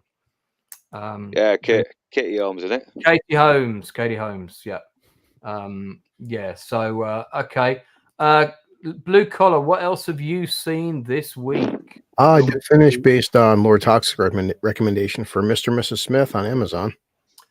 Okay, yeah. Childish Gambino. Yeah. I call him that too. It's definitely. I think Lord Toxic. He liked it more than I did. I don't think it's bad, but I definitely feel like they really do pad out the runtime. But I will give them credit. These guys, they're not just race swapping Angelina Jolie and Brad Pitt. These are completely different characters. So it is Mr. and Mrs. Smith, but it's not like a remake of the movie. It's kind of like they're adding more to it. So it's like and it's like the choreography is pretty good. They're very quirky in their own rights, but it's a decent show. I mean, I didn't hate it. There's some pretty big names in this in some small roles. Like you've got Sarah Paulson in one episode. Yeah. Because it's 8 episodes. Presumably, this is based on the movie, right? And then you've got Donald Glover is Danny Glover's son, isn't he? No, he's not Danny Glover's son. He's not related to Danny Glover. No, yeah, that's what I thought too. I thought he was like his uncle or something. It had to have been more nepotism, right? It actually isn't. I was shocked. Well, do you know what? I remember watching him in a movie. And somebody told me he was Danny Glover's son, and I went, well, he's a bloody good actor because I really like him. I think he's very good. Yeah. So I'm just double checking that that's not true. It seems like it's not. Yeah. Okay. No, Beverly Glover and Donald Glover, and that won't be the British Donald Glover for sure. It says he was born on Edwards Air Force Base, so he's probably a military brat. Yeah. Yeah. So hence why he's quite good with firearms and all of that kind of stuff. I like him. I forget what it was that I thought he made a good Lando Calrissian. I liked him as Lando. I thought he was kind of short for that one. Well, I just thought he nailed the character. He nailed the but he nailed the character. That was the important thing. He got the character right. And I thought he was one of the things you could say was good about that movie. And that's not a big deal. I like Paul Dano in the Batman and in There Will Be Blood. There Will Be Blood. That is the correct answer. I love the way he's listed here as hot neighbor. You wouldn't. That's what he is. Automatically cast him as that, would you? He is a weird looking dude. Well, he played a psychopath in the Batman as the Riddler, but he had a better performance on There Will Be Blood. Have you seen Prisoners? He's insane. He's good in that one. Oh, yeah, he is good. Hugh Jackman and that was him. Yeah, he's the child abductor. He's perfect for that role. Barely recognize him. That was a good one, man. Yeah, that was a good movie. Yeah. Michaela Cole is in it. I absolutely love her. I thought her show that she did on May Destroy You was genius. And she's a very controversial person, and I like that about her. She kind of doesn't take. What makes it so controversial? Well, she fired her agency because she was with Troika, which was one of the best agents in London. They were notorious for playing hardball. They were notorious for getting their clients good deals and so on. That lady was in that episode of Black Mirror, right? Star Trek one. Yeah, the Star Trek one. I recognize her. Played the Uhura. I recognize her. Well, basically, she did she'd done a show called Chewing Gum, which she produced, she wrote, and her agent got her the second season of that commissioned and everything, because we tried to cast her in something and she wanted to do it, but she couldn't. She was doing that. And but as all budding actors should, you try and get your own projects off the ground, and if your agent can't help you, you go out and do stuff on your own. And she managed to get a meeting with HBO herself, not through her agent. She brokered a deal with them herself and got her new show commissioned with them. And the agency turned around and said, we want 15% of that. And she said, for doing what? You didn't do anything. So she fired. That's what I tell bands to do, man.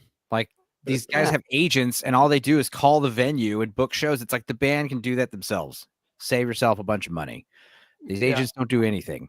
They're middlemen. So I mean, I think she basically has her own, literally her own team. She's not with an agency. And I thought, you know what, girl, got to give you a load of respect. And her series was proper ballsy as well. Not everybody liked it, but I like the fact that it was really brave. Anyway, Mr. and Mrs. Smith. So what are you saying, Blue? I mean, 10, I give it a solid 7. And so the premise is Angelina Jolie and Brad Pitt, they were two agents that worked for different companies that didn't know about it. This is different because they're just two unknown people. They actually are recruited by an agency, and the agency make them Mr. and Mrs. Smith, and they actually get these two to basically be married, but it's like their marriage is a cover.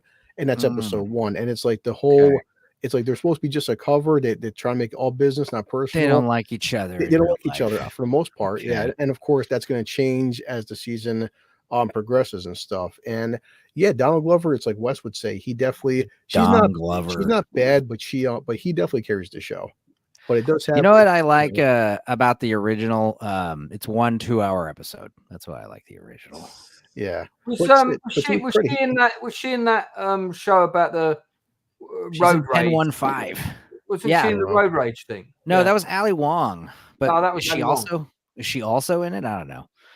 But she's in that show Pen 1-5. That's very funny. Okay, I haven't seen that. Check out that first season. It's pretty hilarious. And Blue, how many episodes of this have you seen? No, watch the whole thing. It's 8 episodes. So you've seen the whole thing? Yeah, and like I said, some are, like Anthony, some are better than others. I do think, like Wes says, there's definitely some pacing issues, and some episodes are better than others. They definitely, I think a lot of it they could have cut down the runtime. It's so funny that almost looks like the C word at the bottom there. Yeah, really. Going on with that. So on a rating of 1 to 10, Blue, where you going? I do give it a solid 7. And I would like to see more of it. I'm hoping that they fix the pacing issues with season 2, if there is a season 2. But it's I can see people said some episodes are they're better than others. That's how it goes. Okay. Is it got like an overall arc, or is it kind of like mission of the week? Honestly, that's the cameos. Yeah, like Ron Perlman's a mission, like John Turturro's a mission. So it's kind of mission. Okay, cool. Yeah. So that's why I said some episodes are better because it depends on what the mission is, and usually the mission is a person, and that's the point. So some actors are just better than others. That's how it goes. But where can we watch this? It's on Amazon. Amazon Prime. And you come to find out that remember the Mr. and Mrs. Smith is a title, so they're not the only Mr. and Mrs. Smith because it's not their names. It's a title almost like Bond or like an agency. Mr. and Mrs. Matt Smith. All right. Northern, what else have you seen this week, buddy? Rewatching Out of Sight, the only really good Jennifer Lopez movie. That is a good movie. That's an insult to all anacondas everywhere. I liked her in Anaconda, and John Voight in Anaconda is so hilariously awesome. Yes, she is. Yeah, for good camp value, Anaconda. But if you want to, but Jennifer Lopez, she's actually really good in this, and she does play a convincingly tough cop in it. And that was the first time I noticed her butt was Out of Sight. Northern, give us a brief summary of the plot of Out of Sight for anyone who hasn't seen it, because it's quite an old film from 1998. And I'll put it's about a small thief played by George Clooney who breaks out of prison to get revenge on a guy who promised him a big opportunity, and he ends up falling in love with the copper that's chasing him, played by Jennifer Lopez. That's basically more simplified version. And to make things worse, there's a rival gang from his previous prison days that want the same thing. It's a very good Steven Soderbergh movie back before, Steven Soderbergh did Traffic, he did this one. And not forgetting a great adaptation of Elmore Leonard, one of my favorite authors. Yeah. And also it's just like one of those, because Steven Soderbergh, man, he's got that great, like, pure cinema vibe. And it's like his movies are cool. Yeah. Have you watched? They're all slick. They're very slick. The Shield? No, The Nick. Oh yeah, The Nick's great. Nick? Yeah. The Nick's. I wish there was a third. I was mad. I was really upset. It never renewed for a third season. Dude, Cliff Martinez is my favorite composer. So anytime I always love his scores. So if he's involved in it, and that's the thing, I love his scores because he only does cool shows. He doesn't do scores for crap. So if he did the score, it means it's probably pretty good show or movie. I haven't watched this movie in a really long time, and it holds up big time. I remember loving it when I saw cool.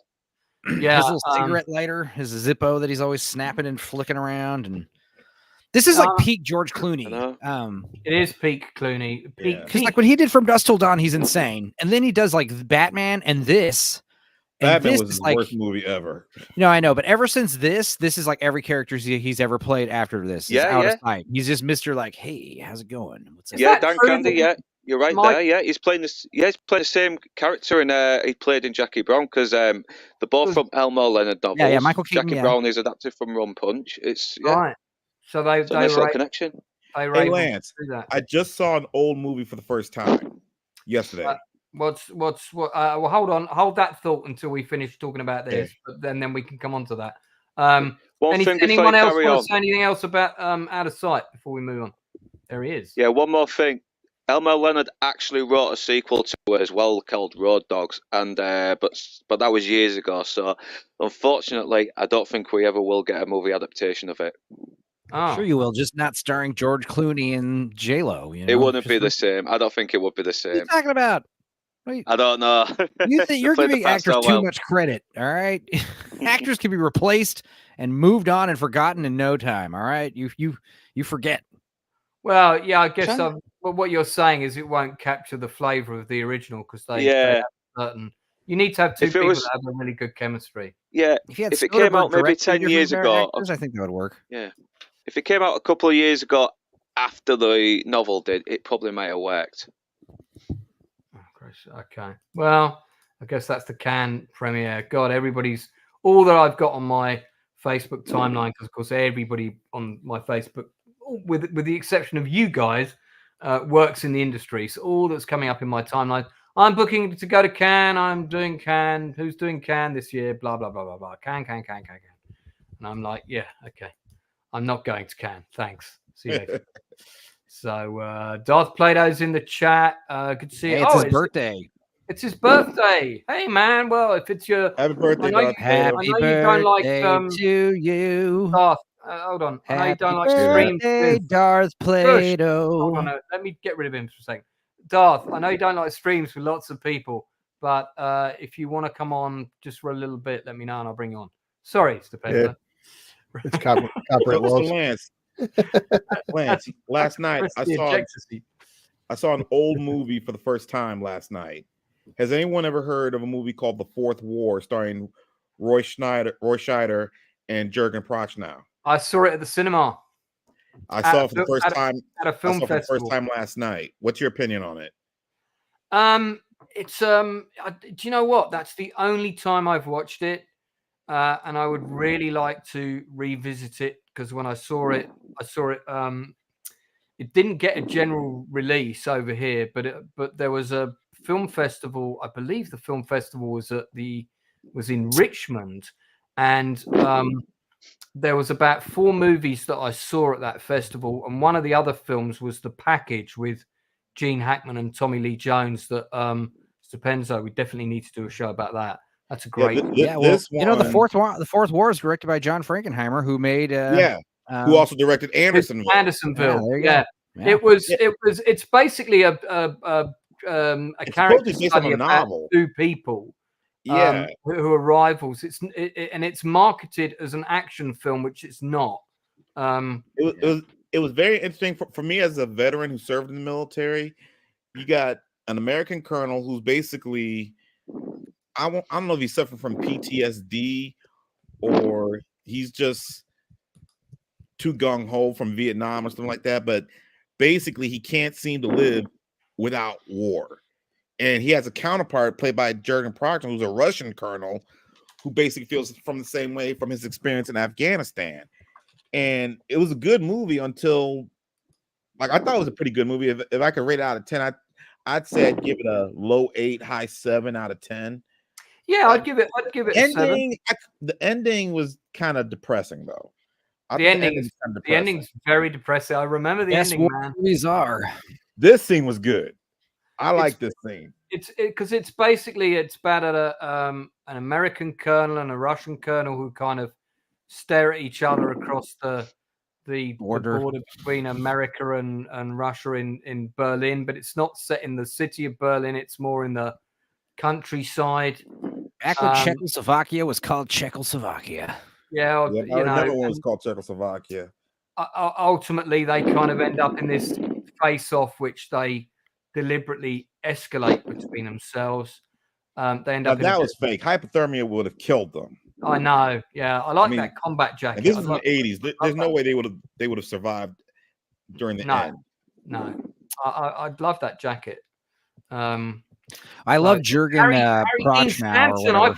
I forgot. He was good in this. I'm going to talk about him later on Gord King's channel. We talk about 80s movies. My favorite movies got Harry Dean Stanton in it. I look forward to that. Dude, I'm coming on that. I've just given him a list of 10. Yeah, I've just given him a list of 10 movies. So we're doing that. It might be an hour late for Out of Sight then. Jeez. Well, wait. It's fine. It'd be fine. You might want to push it back 30 minutes or something. I don't know. What? Because I'm coming on? No, I'm just saying more people means it goes longer. And I was already telling these guys I was going to be late. Besides me and Lance, who's seen The Fourth War? No, my dad actually had it on VHS, and I don't think I've ever watched it in its entirety. Like I said, I watched it for the first time last night on cable, on one of the cable channels. And like I said, it was a good movie. The fight scene in the water wasn't too... Like, I'm not a scientist, but I know with hypothermia, Roy Scheider and Jurgen Prochnow will never survive that. You'd be surprised, though. People fall out of airplanes and survive, So sometimes, you never know, man. Some people... for the most part, I know what you're saying. I get what Leroy's saying. In the world that the film has created, that fight at the end did seem a bit unrealistic. Yeah, you can't beat hypothermia, dude. It's like they say in Traffic, that movie Traffic, Steven Soderbergh, where he's like, dude, sometimes people get shot in the head like 7 or 8 times and they live. That's why it's like, dude, it happens. This is a film that people might want to track down. Especially if you're a fan of the 2 lead actors, which I am. Roy Scheider's no longer with us, unfortunately. No. Jurgen Prochnow is 82 years old, but he's still going. I've always seen him play villains. I've also named 2 movies where he played a good guy. The original Dune, we played Luke Atreides, and we played Arnold Schwarzenegger in the biography See Arnold Run. You could argue in Das Boot. Das Boot as well, yeah. Yeah, he kind of. I mean, he's not. He's playing a German, obviously, in World War II. But you could argue that he's kind of playing what would you call him? A noble, decent captain of a submarine crew. He's not a Nazi. It doesn't seem like a follower. It's just a soldier trying to keep his men alive and get him through the missions as much as he can. That's it. Good. Let me ask you one thing about Jurgen. Do you read Sutter Kane? Because that's where I know that guy from. Sutter Kane in the Mouth of Madness. Dude, he's so awesome in that one. I thought I was just dreaming these. I thought I was just coming up with this stuff, but they were telling me what to write. Are you talking about John Carpenter's in the Mouth? Yeah, I love that one, dude. I love H.P. Lovecraft style horror. Where the world ends and people turn into monsters and giant. Basically, big monsters with tentacle chins is normally the norm. Dude, in the Mouth of Madness, that's a movie that could probably update a remake due to the shoddy effects that look bad in the digital Blu-ray transfers. Well, but it's still a scary movie. I love it. as we segued into it, I'm going to recommend to you guys The Package as an older film. I think I mentioned it on a previous stream. Gene Hackman is overseeing security during a meeting of various generals during the Cold War in Berlin. An assassination takes place of one of the American generals who refuses to get involved in an assassination plot. Gene Hackman is deemed as the person who fucked up on the day. He's kind of scapegoated and demoted and given the responsibility of transferring a prisoner back to the United States. That prisoner is Tommy Lee Jones, who actually also happens to be the assassin. It's a really, really good movie. Same director as Under Siege. I loved Under Siege. Yeah, Tommy Lee Jones makes a great villain. And he makes a great good guy. But this is blown away. He's a great villain in that one. This is a cracking film. You've got Dennis Franz once again playing a cop. It might as he well was be. funny in Die Hard too. He's really good in this film. John Hurd is one of the villains. I really like Dennis Franz just as an actor and as a person. Gene Hackman was is that Zora from Blade Runner? It is. Yeah. Joanne Cassidy. Everly from Don't Tell Mom the Babysitter's Dead. This film has got an absolutely nail-biting last 20 minutes. And it's got really, really good action in it as well. I can't recommend it highly enough. It's a 9 out of 10 movie for me. So we're definitely going to do a stream on this one. I might do a sort of double bill, chew the fat conspiracy thriller action films, and I think this will be one of them, and we'll pick another one to go with it. So I welcome choices in that regard. But yeah, great film. Package. All the supporting cast are really good. Yeah, Gene Hackman is a terrific actor. I can't believe he's almost 100 now. Well, I really like John Hurd as well, and sadly he's no longer with us. Yeah. Gene Hackman, who's now retired. I think I mentioned it on streams before. I wrote to him via his agent and via his wife's furniture store in LA just to send him a letter saying I'm not going to get to work with you because I know you're retiring, but I just wanted to say huge influence and thank you so much for John Hurd in the first Sharknado movie. He's awesome. I'm still trying to get Gene Hackman's Lex Luthor out of my mind because he'll always be the guy from Superman. Yeah, I love him as Royal Tenenbaum. I think the Royal Tenenbaums is like my favorite Wes Anderson movie and probably one of my favorite Gene Hackman performances besides like Unforgiven and Quick of the Dead. Oh, The Quick and the Dead. Oh my God. Oh, I hate it. Yeah, he is so fun. He's so fun. Yeah. The director of Quick and the Dead was Raimi, wasn't Sam Raimi. Yeah, Raimi. Yeah. And he notoriously said, yeah, I didn't, because somebody said, what was it like directing Gene Hackman? And he said, yeah, I didn't really direct Hackman. Hackman directed me. Dude, he's like spinning those guns for real, dude. He's a pro, man.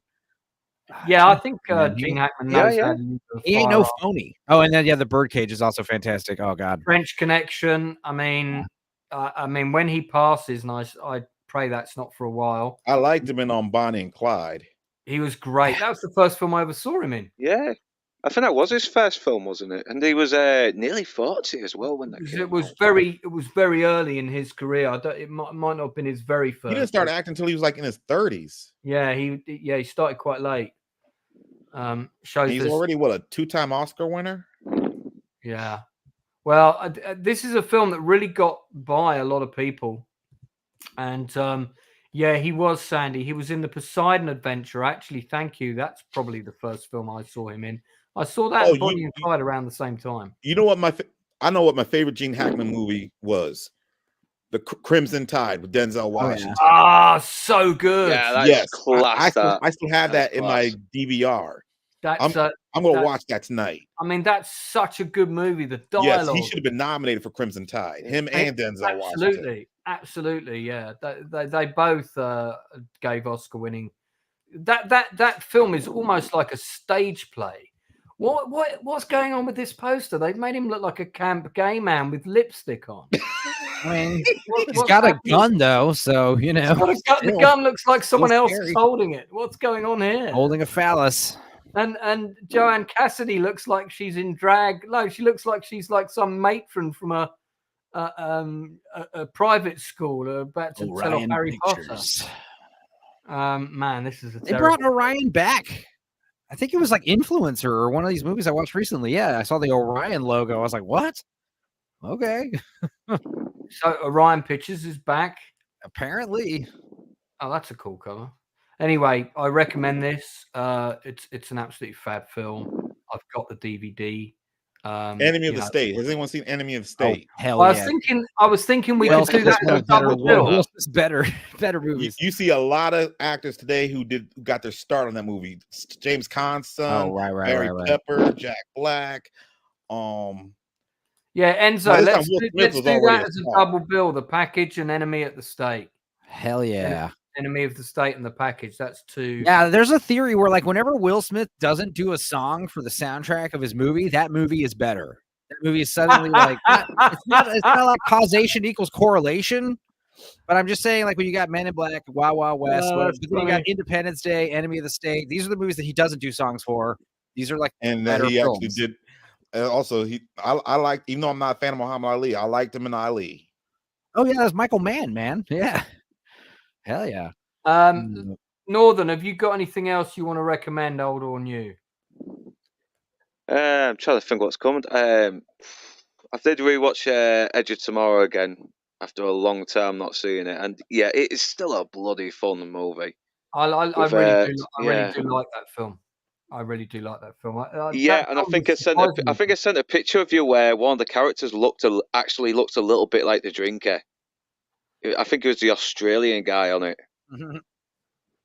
It's funny because it's a mostly British cast in the sort of platoon of soldiers, if I remember rightly.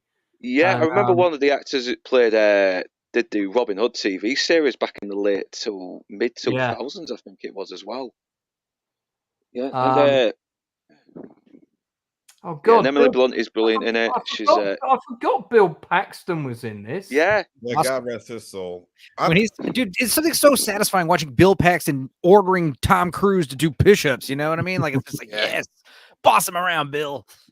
I'd say my favorite Bill Paxton movie has got to be The Hatfields and McCoys. He did a superb job in that movie. Yeah, that's a good miniseries. It's like a 2-part TV event thing. Actually, it's 3-part. Yeah, I thought it was good, but it was a little bit dry, and it wasn't shot in the States, was it? It was shot. I think it was shot in Yugoslavia. Yeah, and it just sort of lacked that. I know the Hatfield and McCoys weren't actually in the part of America that was the Wild West and deserts and cactus and all that, but it still didn't feel like America. Because I was watching it, and I was thinking, is this where they shot that shitty Robin Hood film? It really feels like it. All mud and leaves and trees and bare branches and. You know what movie you guys should check out? It's on Netflix. It's called Outlaw King. It's a story about Robert the Bruce. I've seen it. What's your opinion? I haven't seen it in a while, but I'd give it a 9 out of 10. From last time I saw it, I thought it was pretty good. I wouldn't give it a 9, but I thought it was pretty good. It's the pet project of the actor who was in Braveheart, who played Robert the Bruce in Braveheart, and it's sort of a soft sequel to Braveheart, basically. Yeah, well, Angus McFadden, who played Robert Bruce in Braveheart, has his own Robert the Bruce movie. This one, Outlaw King, stars I think Chris Pratt on one of those guys who plays Robert the Bruce. It's on Netflix. I'll have to. You mean Chris Pine? It's Chris Pine. Chris Pine, I know the one you're thinking of. Yeah, we're getting our films mixed up. The one with Chris Pine. Pine. Yeah. That was a good movie. I haven't seen the other one yet. Fight by the lake at the end, and sort of the battle all ends up around the lake, and some people end up in the water. And I haven't seen the other Robert the Bruce movie yet. I've been meaning to though. I'm trying to find this dude that looks like the drinker. Enzo, you should so put your face on that picture there, man. And then in the hand, you should have a microphone, and then your caption can be "On my way to karaoke." There you go. And that'd be good. I'm saving it. I'm sending it to myself right now. I'm writing a little note. Yeah, I think that would be really fun. I'll need to do that one on the big computer, though. I have to, guys. I have to say that the last Tom Cruise movie I ever saw was The Last Samurai.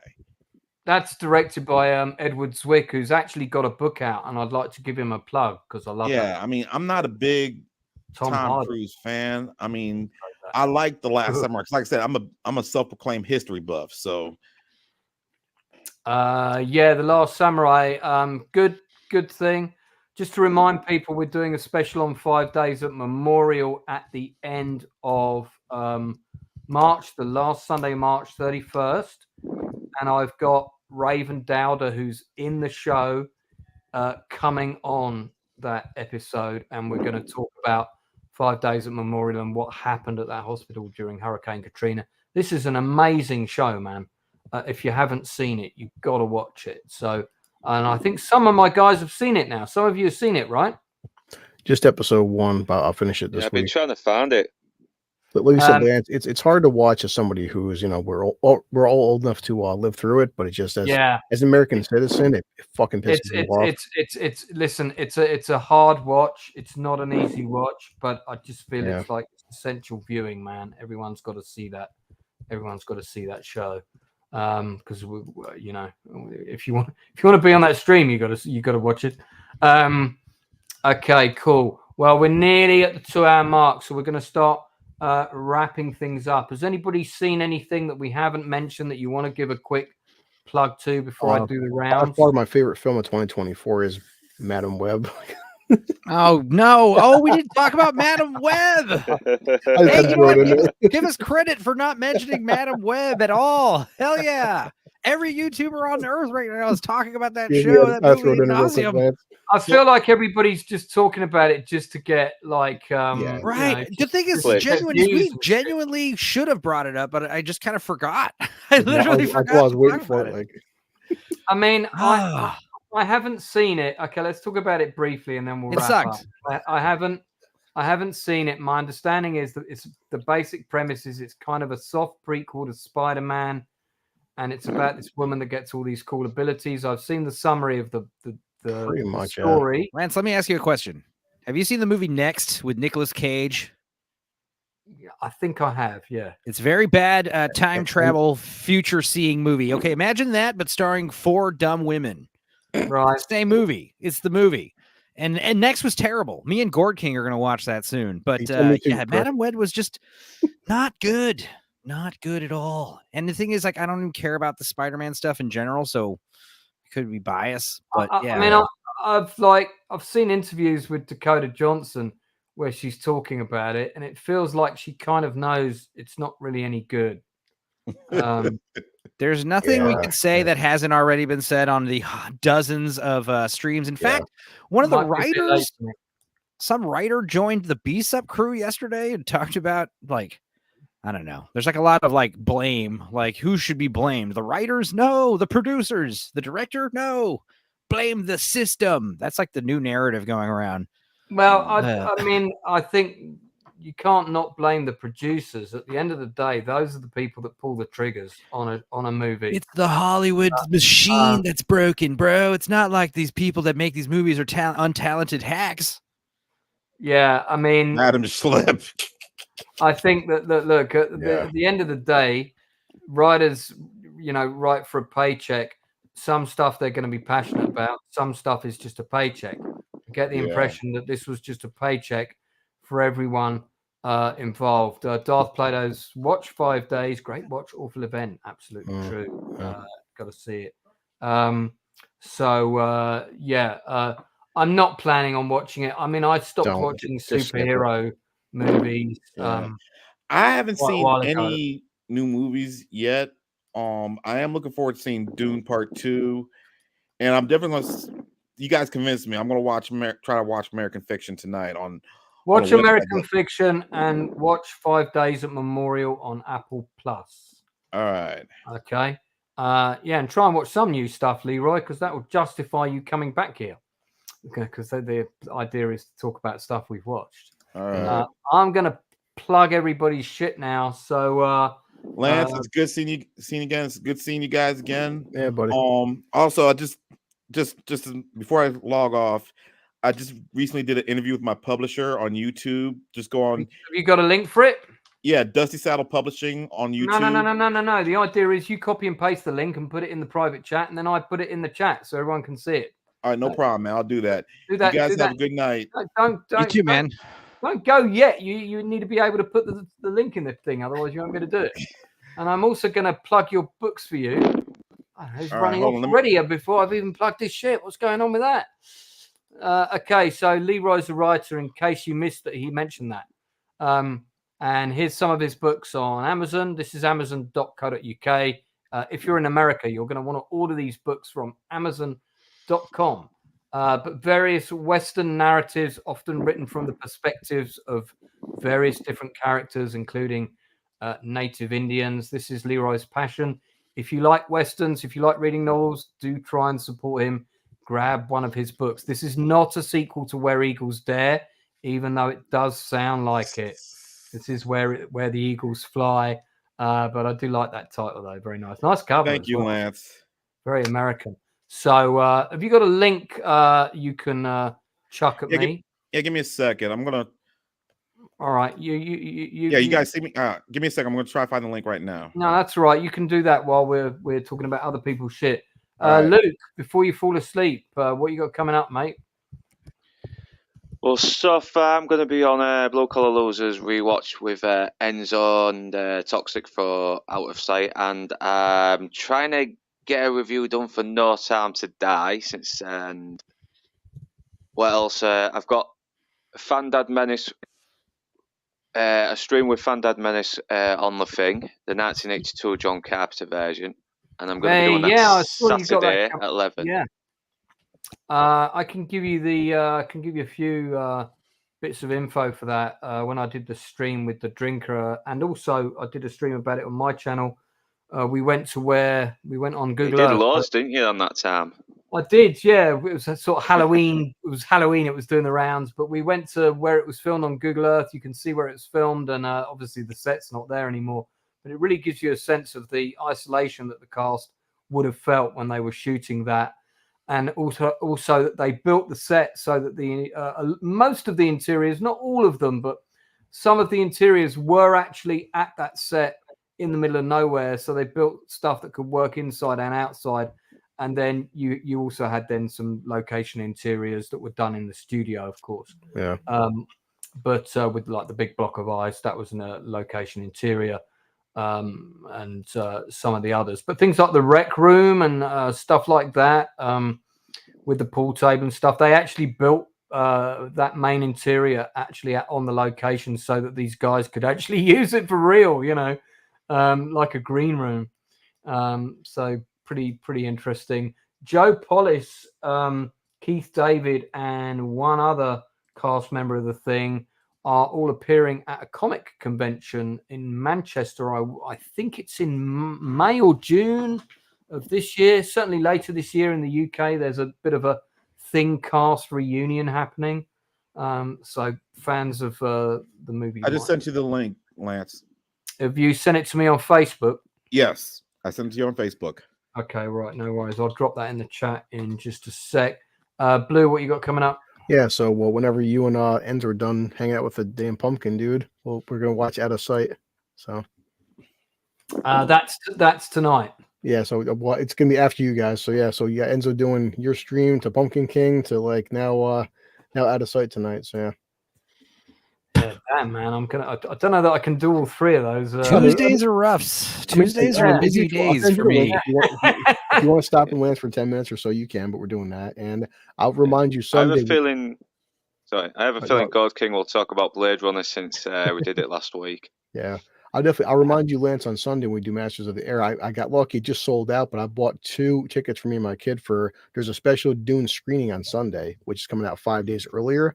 So I want to try to pump out a video for Dune 2 as quick as possible, since it's some like Regal special fan screening, and I'm like, and it's an IMAX. So I bought that instantly. I'm like, I got to see an early showing to promote it, Sure. That's fine. So if you can't make Sunday, no worries. I'll make them. Just saying, I'm going right from Masters of the Air right into Dune 2 to try to come back and record a video. So. Oh, okay. Well, I'm sure that'll be doable. Stepenzo. Yeah. Okay, so what was mentioned? Gord King's 80s best of the 80s stream, an hour or two after this, followed by right after that, Blue Collar Losers watch along of Out of Sight. Tomorrow, I'm premiering a very, very funny We Watch, guys. I need people to watch these dumb videos, guys. Me and my cousin got really baked and watched Action Jackson, and that is coming out Wednesday. Rest in peace, Carl Weathers. I know. It's great because it's Black History Month, it's Valentine's Day month, and Carl Weathers died. So this movie covers all three of those bases because, he falls in love with a heroin addict. I just started watching The Mandalorian because of him. Oh, the movie, it was great. And me and my cousin definitely had a great time watching it, laughed a lot. And then our buddy, our other buddy, Jay, another Jay, Sacred Structures was with us. He had a great time. So yeah, please check that out, guys, tomorrow or sometime later. Add it to your list. It's like a 45-minute video. I always cut these movies in half. But yeah, after that, Thursday, Gooch's channel. We've been watching our Arcane every Thursday, talking about each episode. And Gooch's channel's growing. He just hit 1K because of this Arcane series. So that's great. Yeah. And then after that, not much, just some random stuff planned, some other surprises. But yeah, please check out Action Jackson's We Watch tomorrow. I think that's gonna be. I think you guys are gonna laugh a lot. So, Gord King right after this.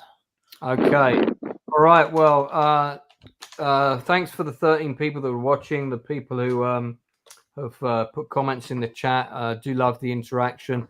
Fandad Menace, good to see you in the chat for I think the first time, and some other people as well, of course. But Gord King. One king / Michael to rule them all. Much appreciate you popping in. I'm definitely going to pop onto Gord's for a little bit. I'm going to grab a glass of wine, have a much needed wee. I'm about to go eat dinner, and then I'm going to watch American Fiction. But yeah, man, look forward to hearing what you think about it, buddy. I think you're going to like it, seriously, especially as a writer. I really do think you'll appreciate it. Okay, so thanks to everybody. That's it from us for today. I'm going to be back on Wednesday. You forgot to plug my own shit, which is actually tomorrow. Thank you for pointing that out. It all blurs into one after a while. We're going to be, I've got a special interview. I've got Tom B co-hosting with me. We are interviewing tomorrow at 8 o'clock UK time. So that'll be 3 p.m. East Coast, the editor of 2000 AD, Steve McManus, when all of these stories on the left dropped in the comic.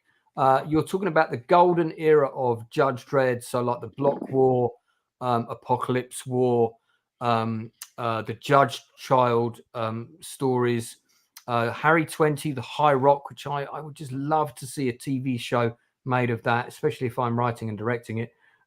You've got the VCs, Invasion, Zenith. So many of the great stories of 2000 AD dropped during this era. Dan Dare, that strip was amazing. Legion of the Lost World. So Steve McManus oversaw 2000 AD from Progues 77 to 500. Some of the stories in that time period were just great. So Tomby and I are going to be grilling him about all kinds of stuff. So don't forget to check that out tomorrow. It's going to stay up on the channel, of course. It will be on the playlists under industry interviews. Don't forget, I've got a couple more of these coming as well. I've just spoken to two very big actors. I don't want to say who until they've confirmed as coming on 100%.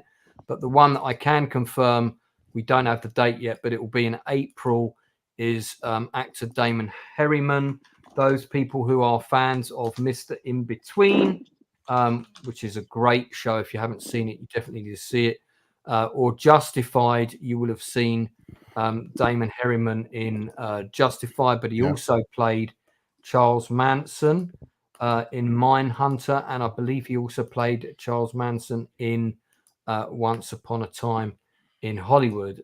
You would not recognize him from one role to the next, I mean, look at him in that compared to this. And it's not that looks just like the real. He looks like the real Charles Manson. That's Mindhunter, right? Yeah. He's been in Mindhunter. This guy is probably one of the most versatile character actors, living today. Definitely one of Australia's finest. He's been in such a wide range of roles. Wow. I can't wait to talk to him. I mean, again, it's going to be one of those interviews where 90 minutes to 2 hours is definitely not going to be anywhere near enough time. And like I say, he's so different in all the different parts that he's in.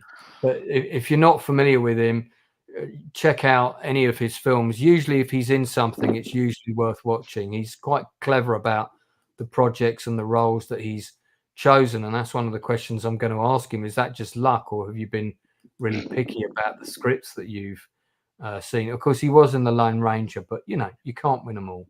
Yeah, I didn't like The Lone Ranger. It was nonsense, really, wasn't it? J. Edgar was a good movie.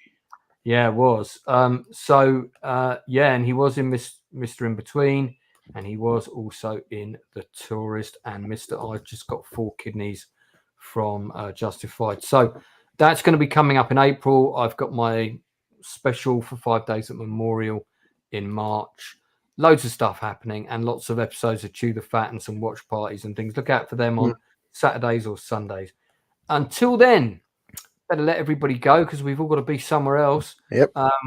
So thanks very much for tuning in. Thanks to my guests. Thanks to chat. Thank you for letting me in, Lance. No worries, buddy. And we'll see everybody again real soon. Later.